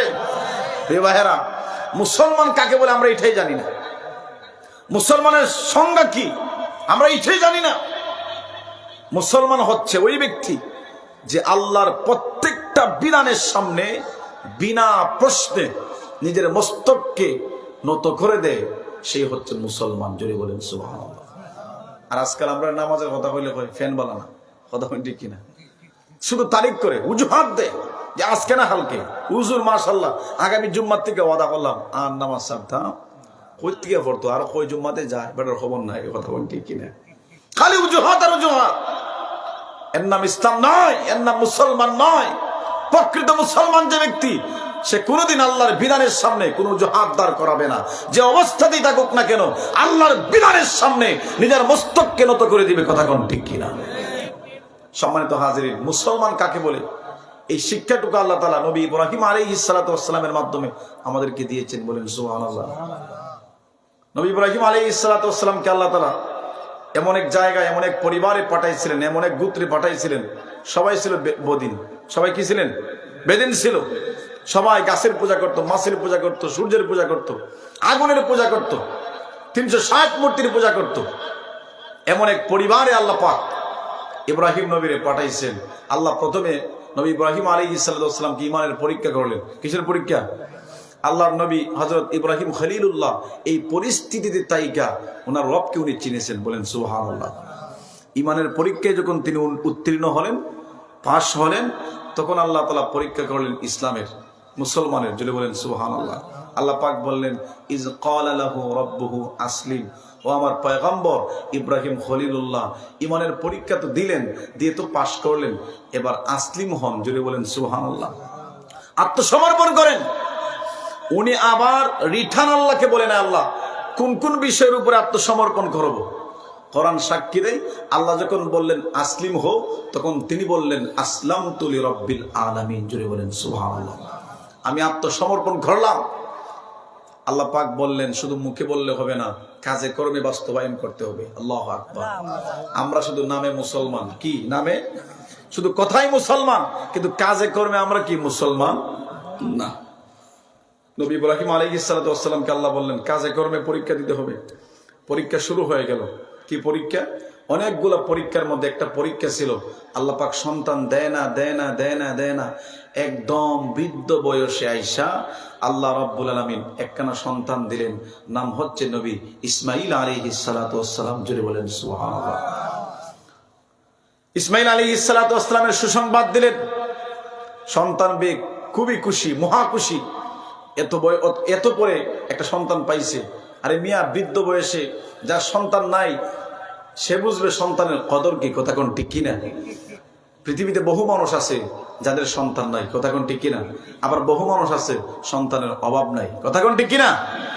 তো আল্লাহ পাক শেষ বয়সে একটা সন্তান দিয়েছে, বৃদ্ধ বয়সে, চুল পেকে গেছে, দাড়ি পেকে গেছে, লাশ বয়সে একটা সন্তান পাইছে। কত মহা আনন্দ, কত খুশি সন্তানকে পাওয়ার পরে। সঙ্গে সঙ্গে আল্লাহ পাক একটা বিধান দিয়েছে, হুকুম করছে। কি হুকুম? যে তোমার দুধের বাচ্চা এবং তোমার স্ত্রী বিবি হাজেরাকে তুমি এমন একটা জায়গার মধ্যে রেখে চলে আসো যেখানে কোনো মানুষ নাই, মানুষ বসবাস করে না। আল্লাহু আকবার বলে ওই শুরু হয়ে গেছে। মুসলমান কাকে বলে দেখেন? একবার আল্লাহকে বলেন আল্লাহ দুধের বাচ্চা, একজন মহিলা আর দুধের বাচ্চাকে এমন একটা জায়গায় রেখে আসবো। কেন? কোন কারণে? এরকম কেন কোনো প্রশ্ন করে নাই। কেন প্রশ্ন করার নামই হচ্ছে যে কেন প্রশ্ন করে না আল্লাহ, কেন নামাজ পড়বো, কেন রোজা রাখবো, কেন হজ করব, কেন পর্দা করব, কেন যাকাত দিব, এই কেন প্রশ্ন যে করে না, কেন প্রশ্ন না করে যে আল্লাহর বিধানের সামনে নিজের মস্তককে বিনা প্রশ্নে নত করে দেয়, তার নাম হচ্ছে মুসলমান। জোরে বলেন সুবহানাল্লাহ। কোনো প্রশ্ন নাই। সন্তানকে নিয়ে, স্ত্রীকে নিয়ে চলে গেলেন, এমন একটা জায়গার মধ্যে রাখছেন, একদিকে সফা আর একদিকে মারওয়া, দুই দিকে দুই পাহাড়। সুবহানাল্লাহ বলুন। আরে বন্ধু, গভীর মনোযোগ। দুই দিকে দুই পাহাড়, এমন একটা জায়গার মধ্যে রেখে আসছেন যেখানে কোনো মানুষ নাই, মানুষের কোনো বসবাস নাই, পরিপূর্ণ খাদ্যের কোনো ব্যবস্থা নাই, শুধু মরুভূমি আর মরুভূমি, কোনো পানিরও ব্যবস্থা নাই। আল্লাহু আকবার বলেন। আল্লাহর পয়গম্বর ইব্রাহিম খলিলুল্লাহ উনি যখন ওনার স্ত্রী এবং সন্তান দুধের বাচ্চাকে রেখে যখন চলে আসবেন, এমন সময় গো পিছন দিক থেকে বিবি হাজেরা ওনার বিবি ডাক মারছে, ও আল্লাহর পয়গম্বর ইব্রাহিম খলিলুল্লাহ, এমন একটা জায়গার মধ্যে আপনি রেখে আমাদেরকে চলে যাচ্ছেন, আমাদের কাছে পর্যাপ্ত কোনো খাবারের কোনো ব্যবস্থা নাই, এমনকি এই জায়গার মধ্যে খাবারের কোনো ব্যবস্থা নাই, পানির কোনো ব্যবস্থা নাই। এখন আল্লাহর পয়গম্বর একদিকে হচ্ছে সফা আর অন্যদিকে হচ্ছে মারওয়া, এই মরুভূমির মধ্যে যেখানে কোনো মানুষ বসবাস করে না, হিংস্র প্রাণীদের ভয় রয়েছে। এই জায়গার মধ্যে কেন গো আপনি আমাদেরকে রেখে চলে যাচ্ছেন? এইরকম কেন আপনি রেখে চলে যাচ্ছেন? আমরা আপনাকে কোনো প্রশ্ন করব না, শুধু একটা কথা জানতে চাই, আপনার প্রতি কোনো অভিযোগ করব না, শুধু একটা কথা জানতে চাই, আপনি যে আমাদেরকে এই জায়গার মধ্যে রেখে চলে যাচ্ছেন এটা কার ইশারায়? জোরে বলেন আল্লাহু আকবার। আল্লাহর পয়গম্বর ইব্রাহিম খলিলুল্লাহ কিতাব প্রমাণ করে জবান দিয়ে কোনো উত্তর দেয় নাই, ঠোঁট টেনে লড়াই নাই, মুখ দিয়ে কোনো উত্তর দেয় নাই, কিতাব প্রমাণ করে শাহাদত আঙ্গুলটাকে এইভাবে আকাশের দিকে উত্তোলন করে উনি বুঝায় দিলেন, আমার আল্লাহ পাকের বিধান, আল্লাহ পাকের ইশারায় তোমাদেরকে এই জায়গার মধ্যে রেখে যাচ্ছি। জুড়ে বলেন সুবহানাল্লাহ। সম্মানিত হাজিরিন, আর আজকে আমাদেরকে নামাজের কথা বললে ফ্যান বালা থাকে না, কথা কোন ঠিক কিনা? কত অজুহাত আমরা দাঁড় করাই, ব্যবসাতে হুজুর নামাজ পড়তে পারি না, হুজুর এত ছেলে সন্তান হয়েছে তাদেরকে দেখাশোনা করতে করতে না আমাদের টাইম চলে যায়, নামাজ পড়তে পারি না, শুধু অজুহাত আর অজুহাত। দেখেন আল্লাহর পয়গম্বর কোন অজুহাত দেখাইলেন না, আল্লাহকে কোনো প্রশ্ন করলেন না, বিনা প্রশ্নে আল্লাহর বিধানের সামনে সিলিন্ডার হয়ে গেলেন। জুড়ে বলেন সুবহানাল্লাহ। আরে বন্ধু, শুধু তাই নয়, কিতাব প্রমাণ করে সন্তান যখন একটু বড় হলো, কথাবার্তা বলতে পারে, বাবার কাছে কিছু সহযোগিতা করতে পারে, এই বয়সে যখন উপনীত হলো, এমনি করে আল্লাহ রাব্বুল আলামিন আরেকটা পরীক্ষার মধ্যে ফালিয়ে দিলেন। বলে কেমন পরীক্ষা? ঘুমের ঘরে গেলেন, আল্লাহ রাব্বুল আলামিন স্বপ্নে দেখাইলেন, ফালাম্মা বালাগা মা'হুস সায়া ক্বালা ইয়া বুনাইয়া ইন্নী আরা ফিল মানামি আন্নী আযবাহুকা ফানজুর মাযা তারা। জবান খুলে কি আল্লাহু আকবার বলা যাবে না? আল্লাহ রাব্বুল আলামিন স্বপ্নের মাধ্যমে নবী ইব্রাহিম আলাইহিস সালাতু ওয়াস সালামকে বললেন, আরে আমার বন্ধু খলিলুল্লাহ, ও আমার পয়গম্বর ইব্রাহিম, তোমার কাছে যে জিনিসটা সবচেয়ে প্রিয়, ওই প্রিয় বস্তুটাকে আমার নামে কোরবানি করো। ঘুম ভেঙে গেল, সকালবেলা সকালবেলা ওইটা উট কোরবানি করলো। আবার যখন ঘুমের ঘরে গেল, আল্লাহ পরের দিন আবার স্বপ্নে দেখাইছে, ইব্রাহিম রে, হয় নাই, তোমার সবচেয়ে প্রিয় বস্তুটা আমার নামে কোরবানি করো। আবার ওইটা পরের দিন উট কোরবানি করলো। তৃতীয় দিন আবার যখন সব ঘুমের ঘরে গেল, আল্লাহ রাব্বুল আলামিন আমার স্বপ্নে দেখাইছে, ইব্রাহিম, হয় নাই, আমার পরে তোমার কাছে সবচেয়ে প্রিয় বস্তু, তোমার কাছে যেটাকে তুমি সবচেয়ে বেশি মহব্বত করো, ভালোবাসো, ওই জিনিসটাকে আমার নামে কোরবানি করে দাও। ঘুম ভেঙে গেল, চিন্তার মধ্যে পড়ে গেলেন। চিন্তা করতে করতে উনি ভাবলেন, আল্লাহর পরে আসমানের নিচে জমিনের উপরে আমার সন্তান ইসমাইলের চাইতে তো আমার কাছে প্রিয় বস্তু আর কিছুই হতে পারে না। রে বন্ধু, এমনি করে আল্লাহর বিধানের সামনে সারেন্ডার হয়ে গেলেন। সন্তান ইসমাইলকে ডাক মারলেন, রে ইসমাইল, এদিকে আসো। আল্লাহ রাব্বুল আলামিন আমাকে একটা স্বপ্নে দেখাইছে, আমি যেন তোমার গলার মধ্যে ছুরি লাগাই, আমি যেন তোমাকে জবেহ করি, আমি যেন তোমাকে কোরবানি করি। সন্তান রে, আমি জানতে চাই, আল্লাহর বিধান যদি আমি পালন করি, এর মধ্যে তোমার কোনো কি থাকবে না? আমি তোমার কাছ থেকে একটা মতামত জানতে চাই, তোমার মতামত কি? এমনি করে হযরত ইসমাইল আলাইহিস সালাতু ওয়াস সালাম ডাক দিয়ে বলে, বাপ কা বেটা, যেমন বাপ তেমন বেটা। আল্লাহু আকবার বলেন। আজকাল তো বাপ মা ঘুমায় 12টার পরে, টিভি দেখতে দেখতে, মোবাইল দেখতে দেখতে মা বাপ ঘুমায় 1টার পরে, তাহলে সন্তান তো ঘুমাইবে ফজরের পরে, কথা কোন ঠিক কিনা? মা বাপ নিজেই ঘুম থেকে উঠে 8টার সময়, তো ফুটতে উঠবো 12টার সময়, কথা কোন ঠিক কিনা? আগে কালে দেখতাম মা বোনেরা ফজরের সময় ঘুম থেকে উঠে যেতেন, ফজরের নামাজ পড়তেন, কোরআন তেলাওয়াত না করে চুলার মধ্যে আগুন দিত না, কথা কোন ঠিক কিনা? ইয়াসিন তেলাওয়াত করতো। মাগরিবের পরে ঘরের মধ্যে সূরাতুল ওয়াকিয়ার ধ্বনি শোনা যেত। এশারের নামাজের পরে সূরাতুল মুলক তেলাওয়াত না করে মা বোনেরা ঘুমের ঘরে যাইতো না। কিন্তু আজকাল মোবাইল বাহির হইয়া, ফেসবুক নামের গজব বাহির হইয়া, ওই মা বোনেরা এত আসক্ত হইছে, মোবাইল টিপতে টিপতে 2টার পরে ঘুমায়, মাগার ফজরের নামাজের কোনো খবর থাকে না, কথা কোন ঠিক কিনা? বাপ বেটা, যেমন বাপ তেমন বেটা, ডাকমার সাব্বা, সাতাজিদুনি ইনশাআল্লাহু মিনাস সাবিরিন। আরে আল্লাহ আপনাকে হুকুম করছে, ইনশাআল্লাহ এই ব্যাপারে আপনি আমাকে ধৈর্যশীল পাবেন। আপনার কাজ শুরু করেন, আল্লাহু আকবার বলেন। এর নাম হচ্ছে মুসলমান। আর তোমার আমার নিয়ে অজুহাতে শেষ হয় না। কত দ্বিধা, কত প্রশ্ন আমরা দাঁড় করে আল্লাহর বিধানের সামনে। কথা কোন ঠিক কিনা? হায় হায়। সম্মানিত হাজিরিন, ডাক মারলেন সাতাজিদুনি ইনশাআল্লাহু মিনাস সাবিরিন। আব্বা, আপনি আপনার কাজ শুরু করে দেন, ইনশাআল্লাহ আপনি আমাকে ধৈর্যশীলদের মধ্যে একজন পাবেন। ঘটনা অনেক লম্বা, আমার ঘটনা বলার কোনো উদ্দেশ্য নাই। আমার প্রিয় বাবাজিরানি, এবার হযরত ইব্রাহিম খলিলুল্লাহ সন্তান ইসমাঈল আলাইহিস সালাতু ওয়াস সালামকে নিয়ে মিনার প্রান্তে চলে গেলেন, মিনার বাজারে চলে গেলেন।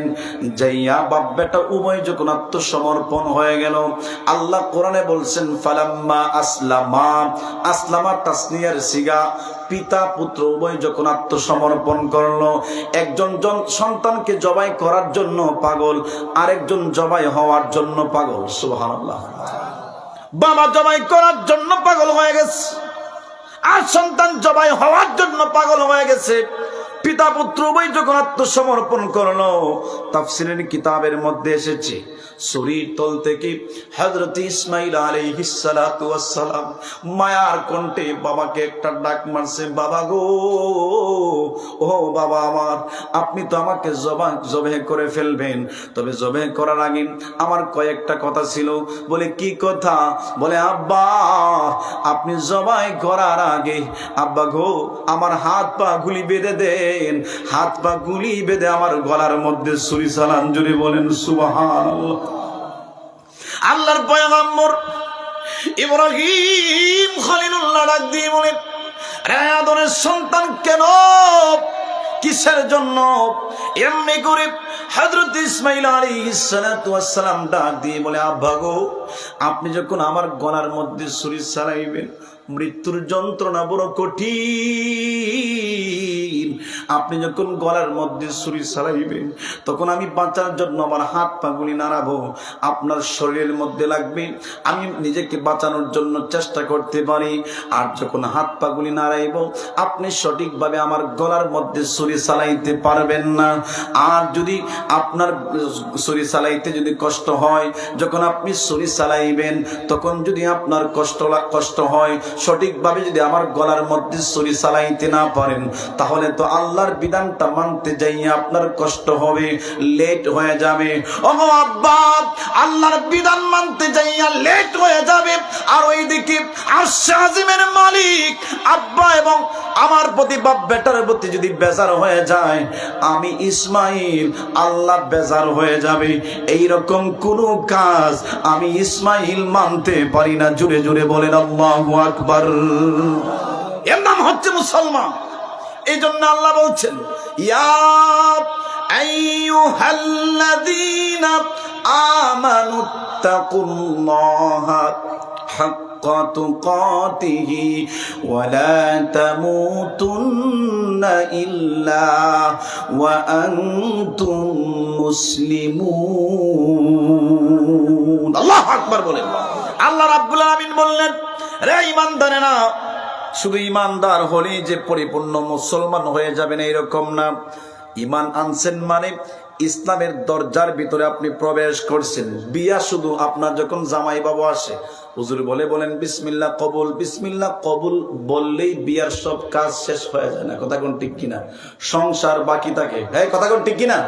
ঈমান আনলেন মানে ইসলাম কবুল করলেন, এর নাম এটা নয়। সগীর আলীর গোলে কবির আলী হইলেন, মুসলমানের গোলে জন্ম নিছেন মানে আপনি মুসলমান না।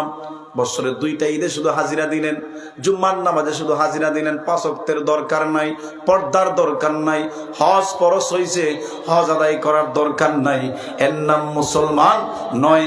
এজন্য আল্লাহ পাক বলেন, ও ঈমানদারেরা, ইত্তাকুল্লাহ, আল্লাহকে ভয় করো, হাক্কা তুকাতিহি, যেভাবে ভয় করা দরকার ঠিক ওইভাবে ভয় করো। আর আমি আল্লাহ সাবধান করে দিচ্ছি, লা তামুতুন্না, মরিও না। আল্লাহ বলছেন মরিও না, কিন্তু আমরা জানি সবাই মরতে হবে, কথা কোন ঠিক কিনা?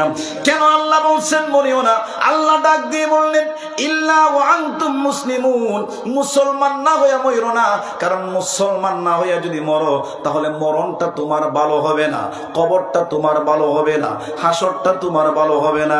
আর যদি পরিপূর্ণ মুসলমান হয়ে গো তুমি কবরে যাও, তুমি যদি মৃত্যুবরণ করো, তোমার যখন মৃত্যুর সময় চলে আসবে, আল্লাহ রাব্বুল আলামিন বলেন ইন্নাল্লাযীনা ক্বালু রাব্বুনাল্লাহ সুম্মা ইসতাকামু তাতানাজ্জালু আলাইহিমুল মালায়েকা আল্লা তাখাফু ওয়া লা তাহজানু ওয়া আবশিরু বিল জান্নাতিল্লাতী কুনতুম তুআদুন।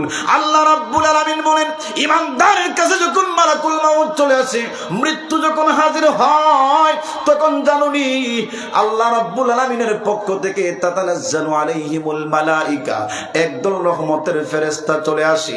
আয়েশা তারা কি করে জানুনি?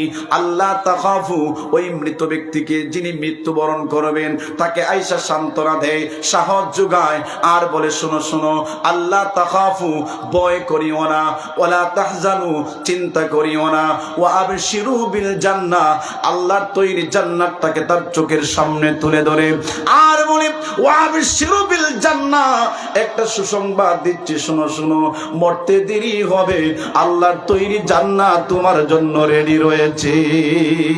আল্লাহু আকবার বলেন। এর নাম হচ্ছে মুসলমান। সম্মানিত হাজিরিন, হযরত ইসমাঈল আলাইহিস সালাতু ওয়াস সালাম বললেন, ও আব্বা, আমার 2 নম্বর শর্ত হচ্ছে গো, আপনি যখন আমাকে জবাই করবেন তখন আপনার চোখগুলি বেঁধে ফেলবেন। আল্লাহু আকবার বলেন। ডাক দিয়ে বলেন, ও আদরের সন্তান, কেন আমার চোখ বাঁধবো তোমাকে জবাই করার সময়? ডাক দিয়ে বলে, আব্বা গো, ও আব্বা, সন্তান আল্লাহ পাক আপনাকে দেয় না, একদম শেষ বয়সে আয়েশা আল্লাহ পাক আপনাকে আমাকে দান করছেন, সন্তান দিয়েছে। আমি জানি আপনি আমাকে কতটুকু মহব্বত করেন, মায়া করেন, আমি জানি আপনি আমাকে কতটুকু ভালোবাসেন। আব্বা গো, আপনার চোখ যদি আমার চেহারার মধ্যে পড়ে যায়, আপনার চোখ যদি আমার চোখের মধ্যে পড়ে যায়, আমি জানি আপনি আমাকে জবাই করতে পারবেন না এত সহজেই, আপনার লেট হয়ে যাবে। আল্লাহর বিধান মানতে যাইয়া আপনার বিলম্ব হবে, আল্লাহর বিধান মানতে যাইয়া যদি বিলম্ব হয়ে যায়, বাপ বেটার উপরে যদি আল্লাহ নারাজ হয়ে যায়, আমি ইসমাঈল এটা মানতে পারি না। জুড়ে বলেন সুবহানাল্লাহ। আল্লাহু আকবার বলেন। সম্মানিত হাজির, এই জন্য কোরআন সাক্ষী আল্লাহ পাক বলেন, ফালাম্মা আসলামা, পিতা পুত্র উভয় যখন আত্মসমর্পণ করলো, একজন জবাই করার জন্য পাগল, আরেকজন জবাই হওয়ার জন্য পাগল।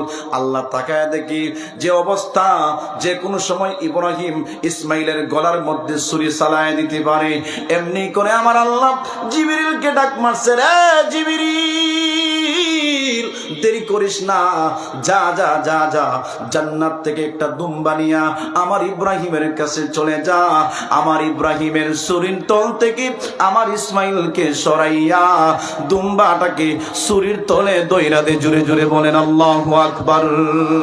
কোরআন সাক্ষী দেয়, আল্লাহ রাব্বুল আলামিন হযরত ইব্রাহিম নবীকে ডাক মারছে, ওয়ানাদাইনাহু আইয়া ইব্রাহিম قد صدقت الرؤيا إنا كذلك نجزي المحسنين।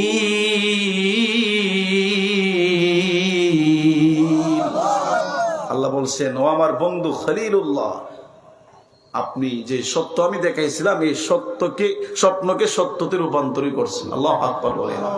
এর নাম হচ্ছে মুসলমান। এর নাম কি বাবা? মুসলমান। এইরকম মুসলমান হতে হবে। আর আপনার নামাজের কথা বলে আপনি বলেন ফেল বাংলা, কথা বলেন ঠিক কিনা? ফেল বাংলা বলেন মিয়া। মুসলমানের নারীকে পর্দার কথা বললে বেজার হয়ে যায়, কথা কোন ঠিক কিনা? কত জহা, আমরা দেশে তো নারীবাদীর অভাব নাই, স্লোগান দেয় ইসলাম নাকি হেজাবের কথা বলে নারীদের নাকি আপনার স্বাধীনতাকে হরণ করছে। জুড়ে বলেন না নাউজুবিল্লাহ। মন গড়া ইসলাম, যেটা ভাল লাগে এটা করলাম, আর যেটা ভাল লাগছে না এটা বাদ দিলাম, এর নাম ইসলাম হতে পারে? জুড়ে বলেন, এর নাম ইসলাম হতে পারে না। ইসলাম হচ্ছে আল্লাহর প্রত্যেকটা বিধানের সামনে আল্লাহর গোলাম হিসাবে, দাস হিসাবে নিজের মাথাকে আপনার নত করে দেওয়ার নামই হচ্ছে ইসলাম। জোরে বলেন আল্লাহু আকবার। এরকম মুসলমান হয়ে যদি কবরে যান, 2 নম্বর প্রশ্ন, অমান দিনুকা, ধর্ম কি ছিল? যদি ধর্ম সম্পর্কে আপনার যদি ধর্মের সাথে দুনিয়াতে ভালোবাসা থাকে, সম্পর্ক থাকে, কানেকশন থাকে, তখন আপনি অটোমেটিকলি বলে দিবেন দ্বীন আল ইসলাম, আমার ধর্ম হচ্ছে ইসলাম। জোরে বলেন সুবহানাল্লাহ। 3 নম্বর প্রশ্ন, ফাইনাল প্রশ্ন, সুবহানাল্লাহ পড়ুন। কি প্রশ্ন বাবা? ফাইনাল প্রশ্ন, আমার নবীকে কবরের মধ্যে হাজির করা হবে। জোরে বলেন সুবহানাল্লাহ। বলা হবে মান হাদার রাজুলুল্লাযী বুইসা ফীকুম, ওই যে একজনকে দেখা যাচ্ছে, ওনাকে চিনোনি? জোরে বলেন সুবহানাল্লাহ। দুনিয়াতে ওনার সঙ্গে সম্পর্ক কেমন ছিল, মহব্বতটা কেমন ছিল, ভালোবাসাটা কেমন ছিল? আহা, আশিকে রাসূল হয়ে যদি কবরে যান, নবীর সঙ্গে প্রেমের কানেকশন লাগাইয়া নবীর আদর্শকে নিজের জীবনের মধ্যে বাস্তবায়িত করে যদি কবরে যান, যখন আমার নবীকে দেখায় প্রশ্ন করা হবে, আরে উনি কে? তখন তো আপনি দেখেই বলবেন আমি তো উনাকেই খুঁজতেছি, উনি তো আর কেউ না, উনি হচ্ছেন মুহাম্মাদুর রাসূলুল্লাহ সাল্লাল্লাহু। এখন প্রশ্ন হচ্ছে নবীর সঙ্গে প্রেমের কানেকশনটা কেমন আমাদের? কথা কোন ঠিক কিনা? নবী বলছেন যে আমি চুল রাখছি 3 তরিকায়, আর নবীর উম্মত দাবি করে চুল রাখে 20 তরিকায়। কথা কোন ঠিক কিনা? কয় তরিকায় রাখে বাবা? 20 তরিকায় চুল রাখে। চুলের স্টাইলের দিকে তাকাইলে বুঝা জানে এটা আমার নবীর উম্মত কিনা। কথা কোন ঠিক কিনা? ইন্দে হত্যা নাই, মাঝখানে মুরগার মতো হত্যা নাই কেটেছে। কথা কোন ঠিক কিনা? আহা, নবীর স্টাইল তার পছন্দ হয় না, নেইমারের স্টাইল পছন্দ করছে, নেইমারকে আদর্শ বানাইছে, মেসির আদর্শকে পছন্দ করছে, নবীর স্টাইল তার পছন্দ হয় না। কথা কোন ঠিক কিনা? যেখানে চুল কাটিং করা হয়, দোকানে যাই দেখবেন এদিকে ওদিকে কোথাও ছবি আপনার টাঙ্গানো থাকে, গিয়ে বলে ওই যে মুরালি মার্কা আমাকে কাটিং দাও। কথা কোন ঠিক কিনা? এভাবে নবীর সঙ্গে প্রেম হবে? এজরে বলেন প্রেম হবে? নবী বলছে দাড়ি রাখ, দাড়ি লম্বা কর। সে দাড়ি রাখবে দূরের কথা, 18 বছর থেকে দাড়ি শ্বাস শুরু করছিল, 70 বছর হয়ে গেছে এখনো চাষে ওই। কথা কোন ঠিক কিনা? গত কয়েকদিন আগে আমি এক বুড়ারে প্রশ্ন করলাম, কেউ খবরে তো অলরেডি 1 পা চলে গেছে, এখনো দাড়ি শাসা কি বন্ধ হয় না? আহা, সে আমাকে উত্তর দেয় দাড়ি রাখলি কি জান্নাতি হওয়া যাবে? দেখেন কি প্রশ্ন আর কি উত্তর। আহা মুসলমান, এজন্য আমাদেরকে বোঝা উচিত আমরা কি করতেছি। এজন্য আমি শুরুতে বলেছিলাম মরব তো এটা চিন্তার বিষয় নয়, চিন্তা হচ্ছে মরার পরে কি জবাব দিব। কথা কোন ঠিক কিনা? নবীর সামনে যে এই সুলাল মুখটা নিয়ে উঠবেন, কি নিয়ে উঠবেন আপনি? নবী যদি প্রশ্ন করে উম্মত তোর জন্য আমি কি করলাম না, দুনিয়াতে আইসে তোর জন্য উম্মতি বলে চিৎকার মারছি, গোটা জিন্দিগির এমন কোন একটা সেকেন্ড নাই, মিনিট নাই, ঘন্টা নাই, দিন নাই, সপ্তাহ নাই, মাস নাই, বছর নাই, অল 63 বছর উম্মতি উম্মতি উম্মতি। তায়েফে পাথরের আঘাত পেয়েছি, উহুদে দান শহীদ হয়েছে, উম্মত এখনো রওজায় শুয়ে উম্মতি উম্মতি বলে কেঁদেছি। আরে হাদিস তো সাক্ষী দেয়, সর্বপ্রথম জান্নাত আপনার কবর থেকে, রওজা থেকে আমার নবীকে যখন তোলা হবে, আমার নবী যে উইটা ফাতেমা বলে চিৎকার মারবে না, হাসান বলে চিৎকার মারবে না, হুসাইন বলে চিৎকার মারবে না, নবী আমার যে শব্দ বলে উম্মতি উম্মতি বলে চিৎকার মারবে। জোরে জোরে বলেন আল্লাহু আকবার। উইটাই বলবে আইনা উম্মতি, আমার উম্মত কোথায়? দৌড় মারবে হাসরের ময়দানে। আল্লাহ ডাক দিবেন হাবিব উম্মত তো এখনো উঠে নাই। সুবহানাল্লাহ পড়ুন না। নবী বলবেন তোর জন্য এত কিছু করলাম, তুই আমার জন্য কি করলি রে? একটু দেখা দেখি। আহা, আপনি কি দেখাবেন বাবা? এই মুখটা নিয়ে কেমনে হাজির হবেন? বেনামাজি হয়ে কেমনে হাজির হবেন? যে নামাজের জন্য আমার নবী এত কষ্ট করলেন। যে কি একটা আওয়াজ করলো জানি। আচ্ছা ঠিক আছে, মাশাআল্লাহ।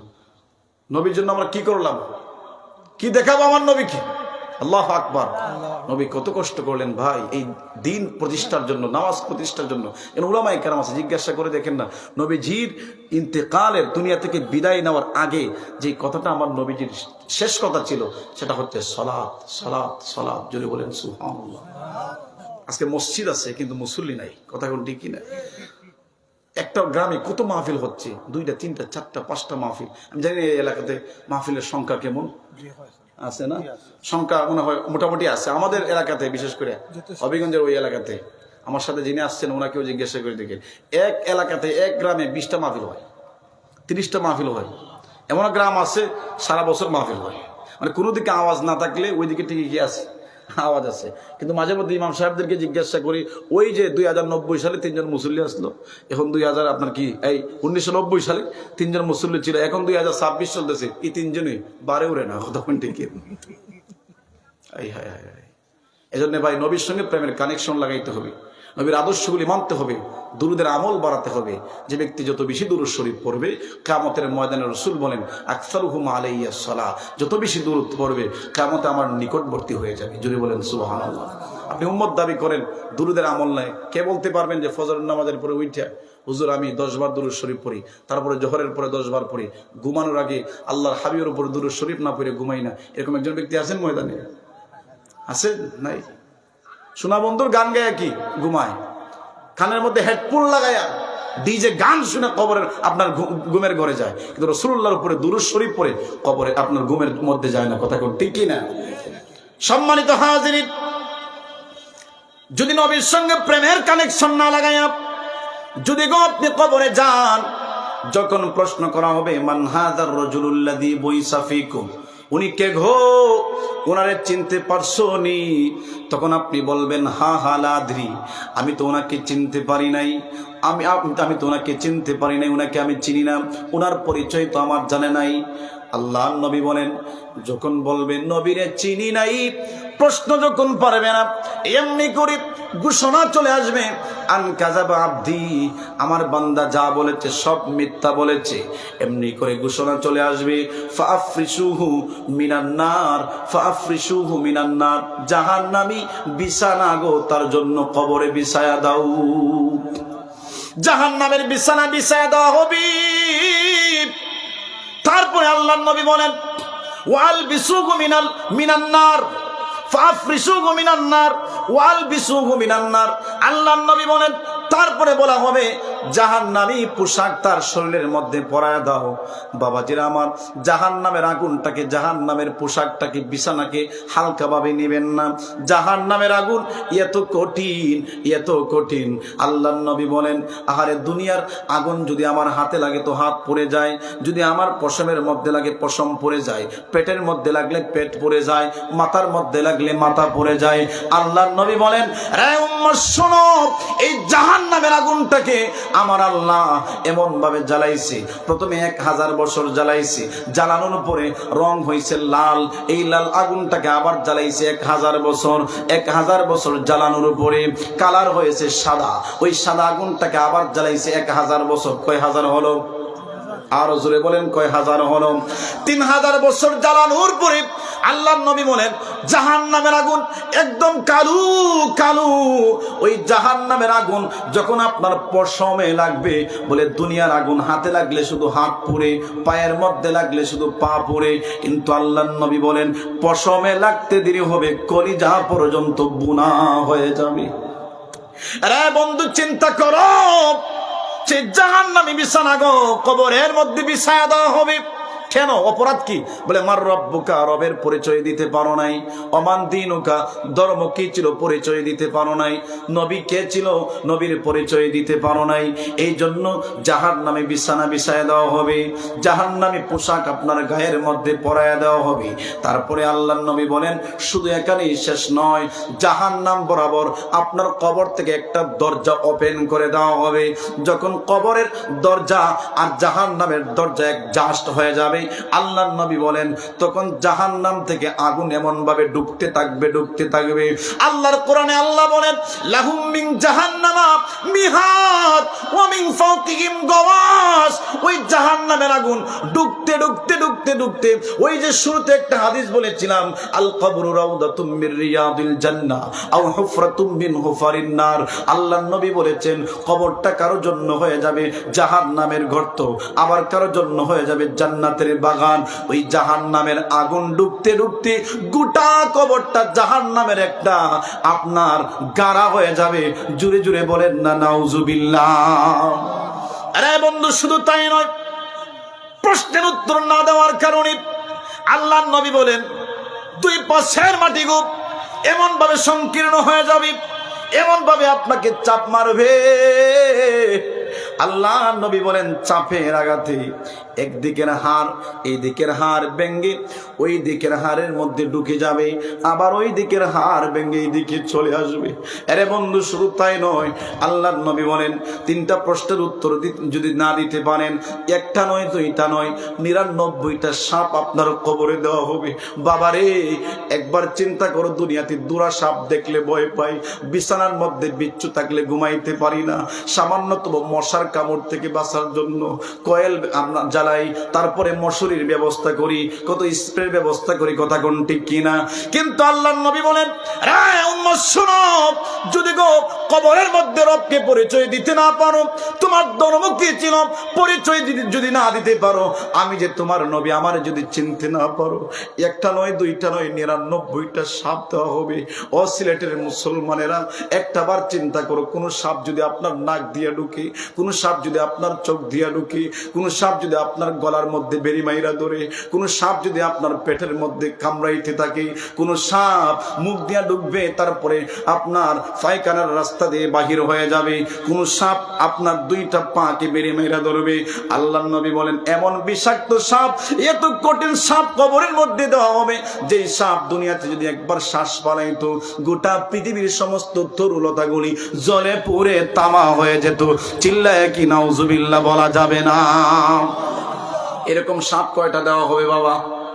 99টা। একটা বার শুধু কল্পনা করবেন, আমার অনুরোধ, মাহফিল থেকে বাড়িতে যাবেন, বিছনার মধ্যে যখন গিয়ে নিজের শরীরটাকে রাখবেন, মাথা যখন বালিশের মধ্যে দিবেন, একটা বার শুধু কবরের একটু শুধু চেষ্টা করবেন, আপনার ওই কবরের যে দৃশ্যগুলো একটু ভাবার, যে যদি 99টা সাপ হয় কি হবে আমার কবরে? মাত্র 3.5 হাত জায়গা।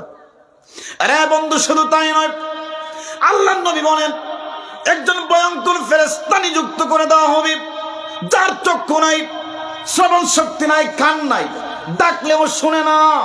আপনি যদি ভঙ্গিমা করে তাকে বুঝাইতে চান, সে দেখবে না, কারণ তার চক্ষু নাই। দেখলেন না মায়া লাগতো, কথা কোনটি কিনা? শুনলেন না মায়া লাগতো? কেউ যদি বিপদে পড়ে আপনাকে ডাকে, আপনি যদি শুনেন, মনুষ্যত্ব থাকলে মায়া লাগে, কথা কোনটি কিনা? অথবা যদি দেখেন, যদি অন্তরের মধ্যে মায়া থাকে, প্রকৃত মানুষ যদি আপনি হন, তাহলে অবশ্যই মানুষের বিপদে এগিয়ে যায়, কথা কোনটি কিনা? কিন্তু রব্বুল আলামিন এমন একজন কঠোর স্বভাবের ফেরেশতা গো কবরের মধ্যে নিযুক্ত করে দেওয়া হবে। আল্লাহর নবী বলেন, যার চক্ষু থাকবে না, অন্ধ, যার শ্রবণ শক্তি থাকবে না, তার হাতের মধ্যে জাহান্নামী একটা হাতুড়ি দেওয়া হবে। ওই যে 3টা প্রশ্নের জবাব আপনি দিতে পারলেন না, এই জন্য হাতুড়ি দিয়া এমন জোরে বাড়ি মারবে, আল্লাহর নবী বলেন এক একটা বাড়ির আঘাতে এত জোরে চিৎকার মারবে, গুনাহগার চিৎকার মারে, দুনিয়ার কোনো মানুষ শুনতে পায় না। যদি শুনতে পাইতো তাহলে মানুষ কোনোদিন গো কবরের পাশ দিয়া যাইতো না। জোরে জোরে বলেন আল্লাহু আকবার। আরে কবরেরই আযাব যদি কেউ দেখিতো, ঘরবাড়ি সারিয়া গো জংলায় যাইতো, কথা কোনটি কিনা? আম্মায় আব্বা যার শুইছেন গো কবরে, মাফ কই দাও দয়াল নবীর খাতিরে, বললেন মাফ কই দয়াল নবীর খাতিরে। আরে বন্ধু, কিন্তু যদি বিপরীত, যদি নবীরে চিনতে পারেন, ইসলাম ধর্ম যে ছিল আপনার, এই পরিচয় যদি দিতে পারেন, রবের সঙ্গে প্রেমের কানেকশন লাগায় যদি আপনি কবরে যাইতে পারেন, আমার নবী বলেন এমনি করে আসমান থেকে ঘোষণা চলে আসবে। বলে কি ঘোষণা? এমনি করে ঘোষণা চলে আসবে, আন কদ সাদাকা আবদি। আগে ছিল কাযাবা আবদি, এখন বলা হবে সাদাকা আবদি। আমার বান্দা যা বলেছে সব সত্য বলেছে। জুড়ে বলেন সুবহানাল্লাহ। বিপরীত সব হবে। আগে বলা হয়েছিল ফাআফরিশুহু মিনান নার, এবার বলা হবে ফাআফরিশুহু মিনাল জান্নাহ। আল্লাহু আকবার। তাকে জান্নাতি বিছানা বিছায়া দেওয়া হোক, কবরের মধ্যে জান্নাতি বিছানা বিছায়া দেওয়া হবে। ওয়া আলবিসুহু মিনাল জান্নাহ, কবরের মধ্যে জান্নাতি পোশাক তাকে পরায়া দেওয়া হবে। আরে বন্ধু, জান্নাতি বিছানা কি, জান্নাতি পোশাক কি হালকা ভাবে নিবেন না। আল্লাহর নবী বলেন জান্নাতি একটা চাদর যদি এক পাল্লায় রাখা হয়, দুনিয়ার সমস্ত সম্পত্তি যদি আরেক পাল্লায় রাখা হয়, তাহলে জান্নাতির চাদর যে পাল্লার মধ্যে থাকবে ওই পাল্লার ওজন ভারী হয়ে যাবে। জুড়ে বলেন সুবহানাল্লাহ। আরে বন্ধু, জান্নাতি বিছানা কবরের মধ্যে বিছায়া দেওয়া হবে, জান্নাতি পোশাক কবরের মধ্যে পরায়া দেওয়া হবে। তারপরে জান্নাত থেকে বরাবর আপনার কবর বরাবর একটা দরজা করে দেওয়া হবে, ওপেন করে দেওয়া হবে। আল্লাহর নবী বলেন জান্নাতের সঙ্গে যখন আপনার কবরের সংযোগ হয়ে যাবে, সংযুক্ত যখন হয়ে যাবে, ওই জান্নাত থেকে গো এমন আরামদায়ক জান্নাতি বাতাস আপনার কবরের মধ্যে ঢুকতে থাকবে, ঢুকতে থাকবে। আল্লাহর নবী বলেন ঢুকতে ঢুকতে ঢুকতে ঢুকতে ঢুকতে ঢুকতে একটা বাচ্চা যেমন করে মায়ের কোলে দুধ পান করতে করতে করতে করতে ঘুমিয়ে পড়ে টের পায় না, আল্লাহর নবী বলেন রাত পৃথিবীর মানুষেরা শোনো, ওই জান্নাত থেকে গো যখন জান্নাতি বাতাস কবরের মধ্যে ঢুকবে, ঢুকতে ঢুকতে ঢুকতে ঢুকতে আমার প্রিয় ভাইরা গোটা ওই কবরটা জান্নাতের বাগান হয়ে যাবে। আর জান্নাতি বাতাস যখন আপনার গায়ের মধ্যে আইসা গো স্পর্শ করবে, একটা দুধের বাচ্চা যেমন করে মায়ের কোলে ঘুমায়া যায়, ওইভাবে আপনি যে কবরের মধ্যে ঘুমাইবেন আর কিয়ামত পর্যন্ত সেই ঘুম ভাঙবে না। জুড়ে জুড়ে কি আল্লাহু আকবার বলা যাবে না? আল্লাহু আকবার বলেন। শুধু তাই নয়, আল্লাহর নবী বলেন আগে ছিল কবর সংকীর্ণ, মানে দুই দিক দিয়ে এসে কি সাফা দিয়েছিল, কথা কোন ঠিক কিনা? কিন্তু যদি আপনি জান্নাতি হন, নবীর প্রেমিক হয়ে যদি কবরে যান, আশিক হয়ে যদি কবরে যান, এবার কিন্তু ঘোষণা চলে আসবে কবর যেন সংকীর্ণ না হয়। 3.5 হাত কবরটা। আল্লাহর নবী বলেন আপনি যখন ডান দিকে তাকাইবেন, তাকানোর উপরে আপনার দৃষ্টি যতদূর পর্যন্ত যাবে, আল্লাহু আকবার, আপনার দৃষ্টিটা যতদূর পর্যন্ত যাবে কবর ততদূর পর্যন্ত প্রশস্ত হয়ে যাবে, আল্লাহু আকবার। বাম দিকে যখন তাকাইবেন আপনার দৃষ্টিটা যতদূর পর্যন্ত যাবে, দৃষ্টির শেষ সীমানা পর্যন্ত কবরটা বড় হয়ে যাবে, প্রশস্ত হয়ে যাবে, আল্লাহু আকবার বলেন। আরে বন্ধু, শুধু তাই নয়, আল্লাহর নবী বলেন এই কবরের মধ্যে একদল রহমতের ফেরেশতারা চলে আসবে। যারা আইসা আগে একজন ফেরেশতা আইসা চলে কি করছিল, বাম্বু দিছিল, কিন্তু এখন একজন ফেরেশতা আইসা শুধু আপনার জন্য ইস্তেগফার করতে থাকবে, রহমতের দোয়া করতে থাকবে। জুড়ে জুড়ে কি আল্লাহু আকবার বলা যায় না?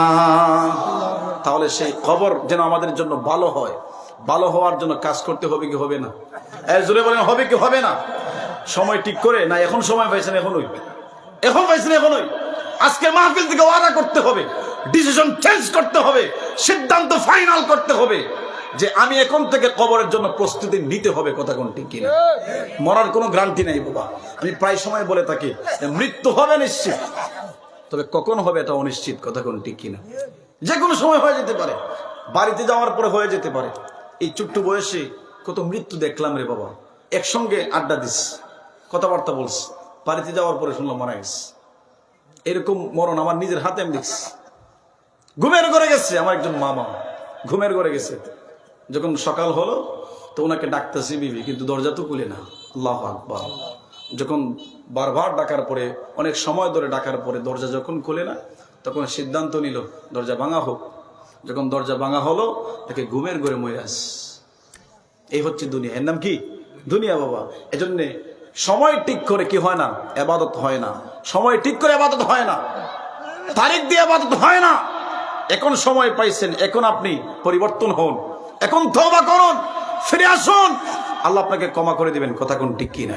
এজন্য এই ময়দানে যারা আছেন, বিশাল বড় ময়দান, কিন্তু আমার মনে হয় মাহফিলের কাজ মনে শুরু হয়েছিল জোহরের পর থেকে, নাকি? অনেক আলোচনা হয়েছে, আমার চাইতে বিজ্ঞ বিজ্ঞ আলেম, যাদের জুতার দুলার সমান আমি না। কথা কোন ঠিক কিনা? অনেক বড় বড় আলিম ওলামারা এখানে বয়ান করে গেছেন। প্রিয় ভাইয়েরা, এই জন্য হয়তো বা মাঠ এখন কিছু শূন্যতা রয়েছে। যারাই আসছেন একটু অনুরোধ করব, এই মুহূর্তে দুইটা হাত তুলে আল্লাহকে দেখাই দিবেন, ইনশাআল্লাহ ফজরের নামাজ ছাড়বো না। কারা কারা রাজি আছেন দুই হাত তুলে আল্লাহকে দেখাই দেন। নারে তাকবীর। নারে রিসালাত, আহলে সুন্নাত ওয়াল জামাত। আল্লাহ কবুল করুক, জুড়ে বলেন আমিন। বাবা মাহফিলে আসলেন, মাহফিল শুনলেন, কিন্তু বাবা আমল করলেন না, নামাজ পড়লেন না, আপনি আল্লাহর বিধান মানলেন না, এই মাহফিলে আসার কোনো সার্থকতা আপনার হলো না। প্রিয় ভাইয়েরা, প্রত্যেক জানাজার নামাজে দেখবেন ইমাম সাহেবরা অল্প কিছু বক্তব্য দেয় কি দেয় না? বক্তব্যের মধ্যে প্রায় একটা আয়াত আমরা শুনে থাকি, কুল্লু নাফসিন যায়িকাতুল মাউত। প্রত্যেক প্রাণীর কি হবে বাবা? মৃত্যু হবে, মৃত্যুর স্বাদ সবাইকে গ্রহণ করতে হবে। এতগুলা মানুষ সবাই কিন্তু আমরা এই আয়াতটা যখন শুনি, আমি একটা দৃঢ়তার সাথে বলতে পারি যে কুল্লু নাফসিন যায়িকাতুল মাউত যখন বলা হয়, তখন আয়াতটা শোনা মাত্রই অনুবাদ কি হবে আমরা মোটামুটি বুঝা ফেলি। কথা ঠিক কিনা?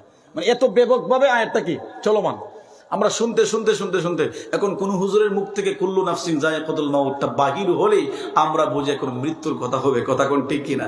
প্রিয় ভাইয়েরা, এই যে মৃত্যুর কথাটা আমরা শুনি, কিন্তু আমাদের পরিবর্তন হয় না কেন? এর মূল কারণ হচ্ছে আমরা শুনি কিন্তু দিল দিয়ে শুনি না। শুধু চামড়ার কান দিয়ে শুনছি, কিন্তু দিলে একটা কান আছে। কি আছে বাবা? দিলে একটা কান আছে। এই দিলের কান দিয়ে যদি আপনি না শুনেন, আল্লাহর কসম এই আয়াত আপনাকে পরিবর্তন করতে পারবে না। এজন্য কান দিয়ে শুনতে হবে, দিলের কান দিয়ে শুই না, দিলের মধ্যে নিয়ে বসাইতে হবে যে আমাকে মরতে হবে। কথা কোন ঠিক কিনা? যে দিলের মধ্যে বসাইছে আল্লাহর কসম, ওই ব্যক্তি কোনোদিন বেনামাজি হতে পারে না, ওই ব্যক্তি কোনোদিন ঘুষখোর হতে পারে না, সুদখোর হতে পারে না। কথা কোন ঠিক কিনা? আমার প্রিয় ভাইয়েরা, আমরা দেখবেন অনেকেই বলি যে ব্যক্তি 10 লাখ টাকার মালিক হয়ে গেছে, 10 কোটি টাকার মালিক হয়ে গেছে, আমরা মনে করি যে আমরা সফল হয়ে গেছি। কথা কোন ঠিক কিনা? ছেলে মেয়ে আল্লাহ পাক দিছে, তো বড় বড় ভার্সিটিতে পড়ায় উচ্চশিক্ষায় শিক্ষিত করছে, সে দেখবেন গর্ব করে বলে যে আমি সফল। কথা কোন ঠিক কিনা? আমার ছেলে মেয়েদেরকে আমি কাজে লাগাইছি, আমার মাশাআল্লাহ টাকা পয়সার কোনো অভাব নাই, ধন সম্পদের কোনো অভাব নাই, এখন আর দুনিয়াতে তো বেশি আর কি নাই, শকটক নাই, ইনশাল্লাহ আমি সফল হয়ে গেছি। আল্লাহর কসম বাবা, 10 কোটি টাকার মালিক হলে ছেলে মেয়েদেরকে ইউনিভার্সিটিতে পড়াইলে এটাকে সফল বলে? যেটা বলেন সফল বলে? দুনিয়ার সামান্যতম সফল হতে পারে, কিন্তু আল্লাহ পাক বলেন প্রকৃত সফল তো ওই ব্যক্তি, ওয়া ইন্নামা তুওয়াফাউনা উজুরাকুম ইয়াউমাল কিয়ামা ফামান যুহজিহা আনিন নার ওয়া উদখিলাল জান্নাতা ফাকাদ ফাজ। যে ব্যক্তিকে কিয়ামতের ময়দানে জাহান্নামের আগুন থেকে মুক্তি দিয়ে আল্লাহ পাক জান্নাত দিয়েছেন, ওই ব্যক্তি হচ্ছে প্রকৃত সফল। যিনি বলেন সুবহানাল্লাহ। এজন্য প্রকৃত সফল হতে গেলে আমাদেরকে সফলতার পিছনে ছুটতে হবে, কাজ করতে হবে। কথা কোন ঠিক কিনা? আর কিছু করি আর না করি, অন্তত দৈনিক 5টা ওয়াক্ত নামাজ যদি ভাই সঠিকভাবে আদায় করেন, কারণ কিয়ামতের কঠিন ময়দানে সর্বপ্রথম আউয়ালু মা ইউহাসাবু বিহিল আবদু ইয়াউমাল কিয়ামাতিস সালাহ, সর্বপ্রথম হিসাব হবে নামাজের। কথা কোন ঠিক কিনা? যেন নামাজের হিসাবে যেন আমরা ধরা না খেয়ে যাই, নামাজটাকে আমরা সঠিক করি। আল্লাহ পাক যেন আমাদেরকে বোঝার মতন মন মানসিকতা দান করেন। আমরা আল্লাহুম্মা কথা আছে নাকি?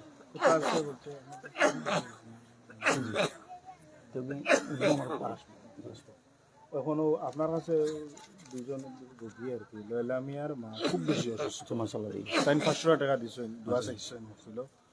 আর মৃত মুসব্বির খা তার রুহের মাগফিরাতের লাগে আরো 500 টাকা। ঠিক আছে মাশাআল্লাহ। আমরা একটু হুজুর আসার আগ পর্যন্ত আমি একটু মুক্তসল মেহমান হিসাবে, মুসাফির হিসাবে দোয়া করব। আমরা সকলেই তওবার নিয়তে বসে পড়ি। আস্তাগফিরুল্লাহ রাব্বি মিন কুল্লি যামবি ওয়া আতুবু ইলাইহি লা হাওলা ওয়ালা কুওয়াতা ইল্লা বিল্লাহিল আলিয়্যিল আযীম। আস্তাগফিরুল্লাহ ইন্নাল্লাহা গফুরুর রহিম। আল্লাহুম্মা আমিন।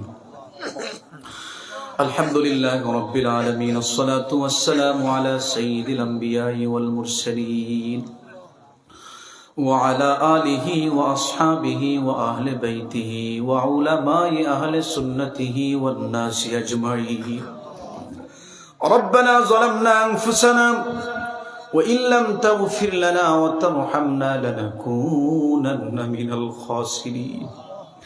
اللهم اغفر لنا ولوالدينا رب ارحمهما كما ربياني صغيرا. ডাকলে নিজুরাইব দয়াল, দুই নয়নের নয়নে গো আল্লাহ, ওগো আল্লাহ করো জাগালই তোমার মনে। আল্লাহ তাআলা মালিক কুদরতি মায়ার নজর দিয়ে তাকিয়ে দেখেন মকবুল মজলিসে বসে আল্লাহ তাআলা তোমার মায়ার বান্দাদের লইয়া এই মুহূর্তে গুনার 2টা হাত তুমি মুনিবের দরবারে বাড়িয়ে দিও। আয় আল্লাহ তাআলা মালিক মেহেরবানি করিয়া আমাদের মুনাজাত তুমি কবুল আর মঞ্জুর করিয়া নাও। আল্লাহ এতক্ষণ পর্যন্ত যোগ্য মানুষ কিছু কথাবার্তা নসিহত করেছি, বলবে আদমি গুলি তুমি মেহেরবানি করিয়া মাফ করিয়া দাও। সওয়াব যাহা মঞ্জুর করিয়াছেন লক্ষ কোটি কোটি গুণে বৃদ্ধি করে আমরার মায়ার নবী নূরের নবী গোটা জিন্দিগি যিনি উম্মতি বলে কেঁদেছেন, কোন রোজায় শুয়ে কাঁদে। হাসরের ময়দানে আল্লাহ আদম থেকে ঈসা নবী বলবে ইয়া নফসি, আমার মায়ার নবী কাঁদবেন উম্মতি। আল্লাহ আমরার মায়ার নবীর কদম মুবারকে তুমি কবুল করিয়া নাও। আমরা যারা হাত বাড়াইলাম এই জামাতের মধ্যে আমার বিশ্বাস এমন কেউ নাই যার মুর্দা কবরে নাই, কারো মা নাই, কারো বাবা নাই। মালিক বহুদিন হয়ে গেছে, দরজা নাই, জানালা নাই, সাথী নাই, বাতি নাই, 3.5 হাত কবরে রাখছি, নিজ হাতে মাটি চাপা দিয়ে রেখে আসছিলাম। আল্লাহ দুনিয়ার এক প্রান্ত থেকে অন্য প্রান্তের খবর পাই, বাড়ির পাশে গুরুস্থান, মুর্দাগুলি কেমন আছে আজও পর্যন্ত কোনো খবর পাইলাম না। আল্লাহ তাআলা মালিক দুনিয়ার কোন ভুলের কারণে খবরের মধ্যে যদি গো গ্রেফতার হয়ে থাকে, ভিক্ষা চাই, আজকের মাহফিলের উসিলায় মেহেরবানি করিয়া তুমি মাফ করিয়া দাও। তোমার মায়ের বান্দা তার আম্মার জন্য দোয়া চেয়েছে, রব্বুল আলামিন উনার আম্মারে কবুল করো, আম্মার কবরটারে জান্নাতুল ফেরদাউস বানায় দাও। আয় আল্লাহ তাআলা মালিক, তোমার আরেক মায়ের বান্দা অসুস্থ, দোয়া চেয়েছেন, আল্লাহ তোমার মায়ের বান্দারে পরিপূর্ণ শেফায়ে আজিলা কামিলা নসিব করিয়া দাও। আল্লাহ তাআলা বড় ভয় হয়, না জানি কোন দিন গো মালাকুল মাউত এসে মুলাকাত করে ফেলে। এমন গুনাহ করছি, তোমার জমিনে এসে তোমার নিয়ামতকে কি এমন গুনার সঙ্গে সম্পর্ক। আল্লাহ এই মুহূর্তে মারা গেলে কেন জানি মনে হয় জাহান্নামের আগুন ছাড়া কোনো উপায় নাই। মাবুদ আয় আল্লাহ তাআলা জাহান্নামের লাকড়ি বানায় তুমি কবরে নিও না, বেয়াদবে রাসূল বানায় কবরে নিও না, বেয়াদবে আউলিয়া বানায় কবরে নিও না। আল্লাহ যেইভাবে আল্লাহ তাআলা আমাদের গুনাহগুলি গোপনে গোপনে ডাইকা রাখছো, ওইভাবে দয়া মায়া কইরা গোপনে গোপনে আমরা জিন্দেগীর গুনাহ খাতাগুলি তুমি মাফ কইরা দাও। যারা আমার সঙ্গে হাত বিছাইছেন আল্লাহ, এই ঠান্ডার মধ্যে তোমার নবীর বাগানে বসে রয়েছে, আল্লাহ একটা হাতও তুমি কালিয়াতে ফিরায় দিও না, প্রত্যেকের নেক তামান্নাগুলি তুমি কবুল করিয়া নাও। আল্লাহ মরণের আগে আগে সোনার মক্কা মদিনার মেহমান হিসেবে কবুল করিয়া নাও। মওত নিদানকালে কঠিন মুসিবতের দিনে আপনার হাবিবের সুন্দর চেহারাকে দেখাইও, আর জবানে পড়ায় দিও লা ইলাহা ইল্লাল্লাহু মুহাম্মাদুর রাসূলুল্লাহ সাল্লাল্লাহু আলাইহি ওয়াসাল্লাম। আসসালামু আলাইকুম ওয়া রাহমাতুল্লাহ।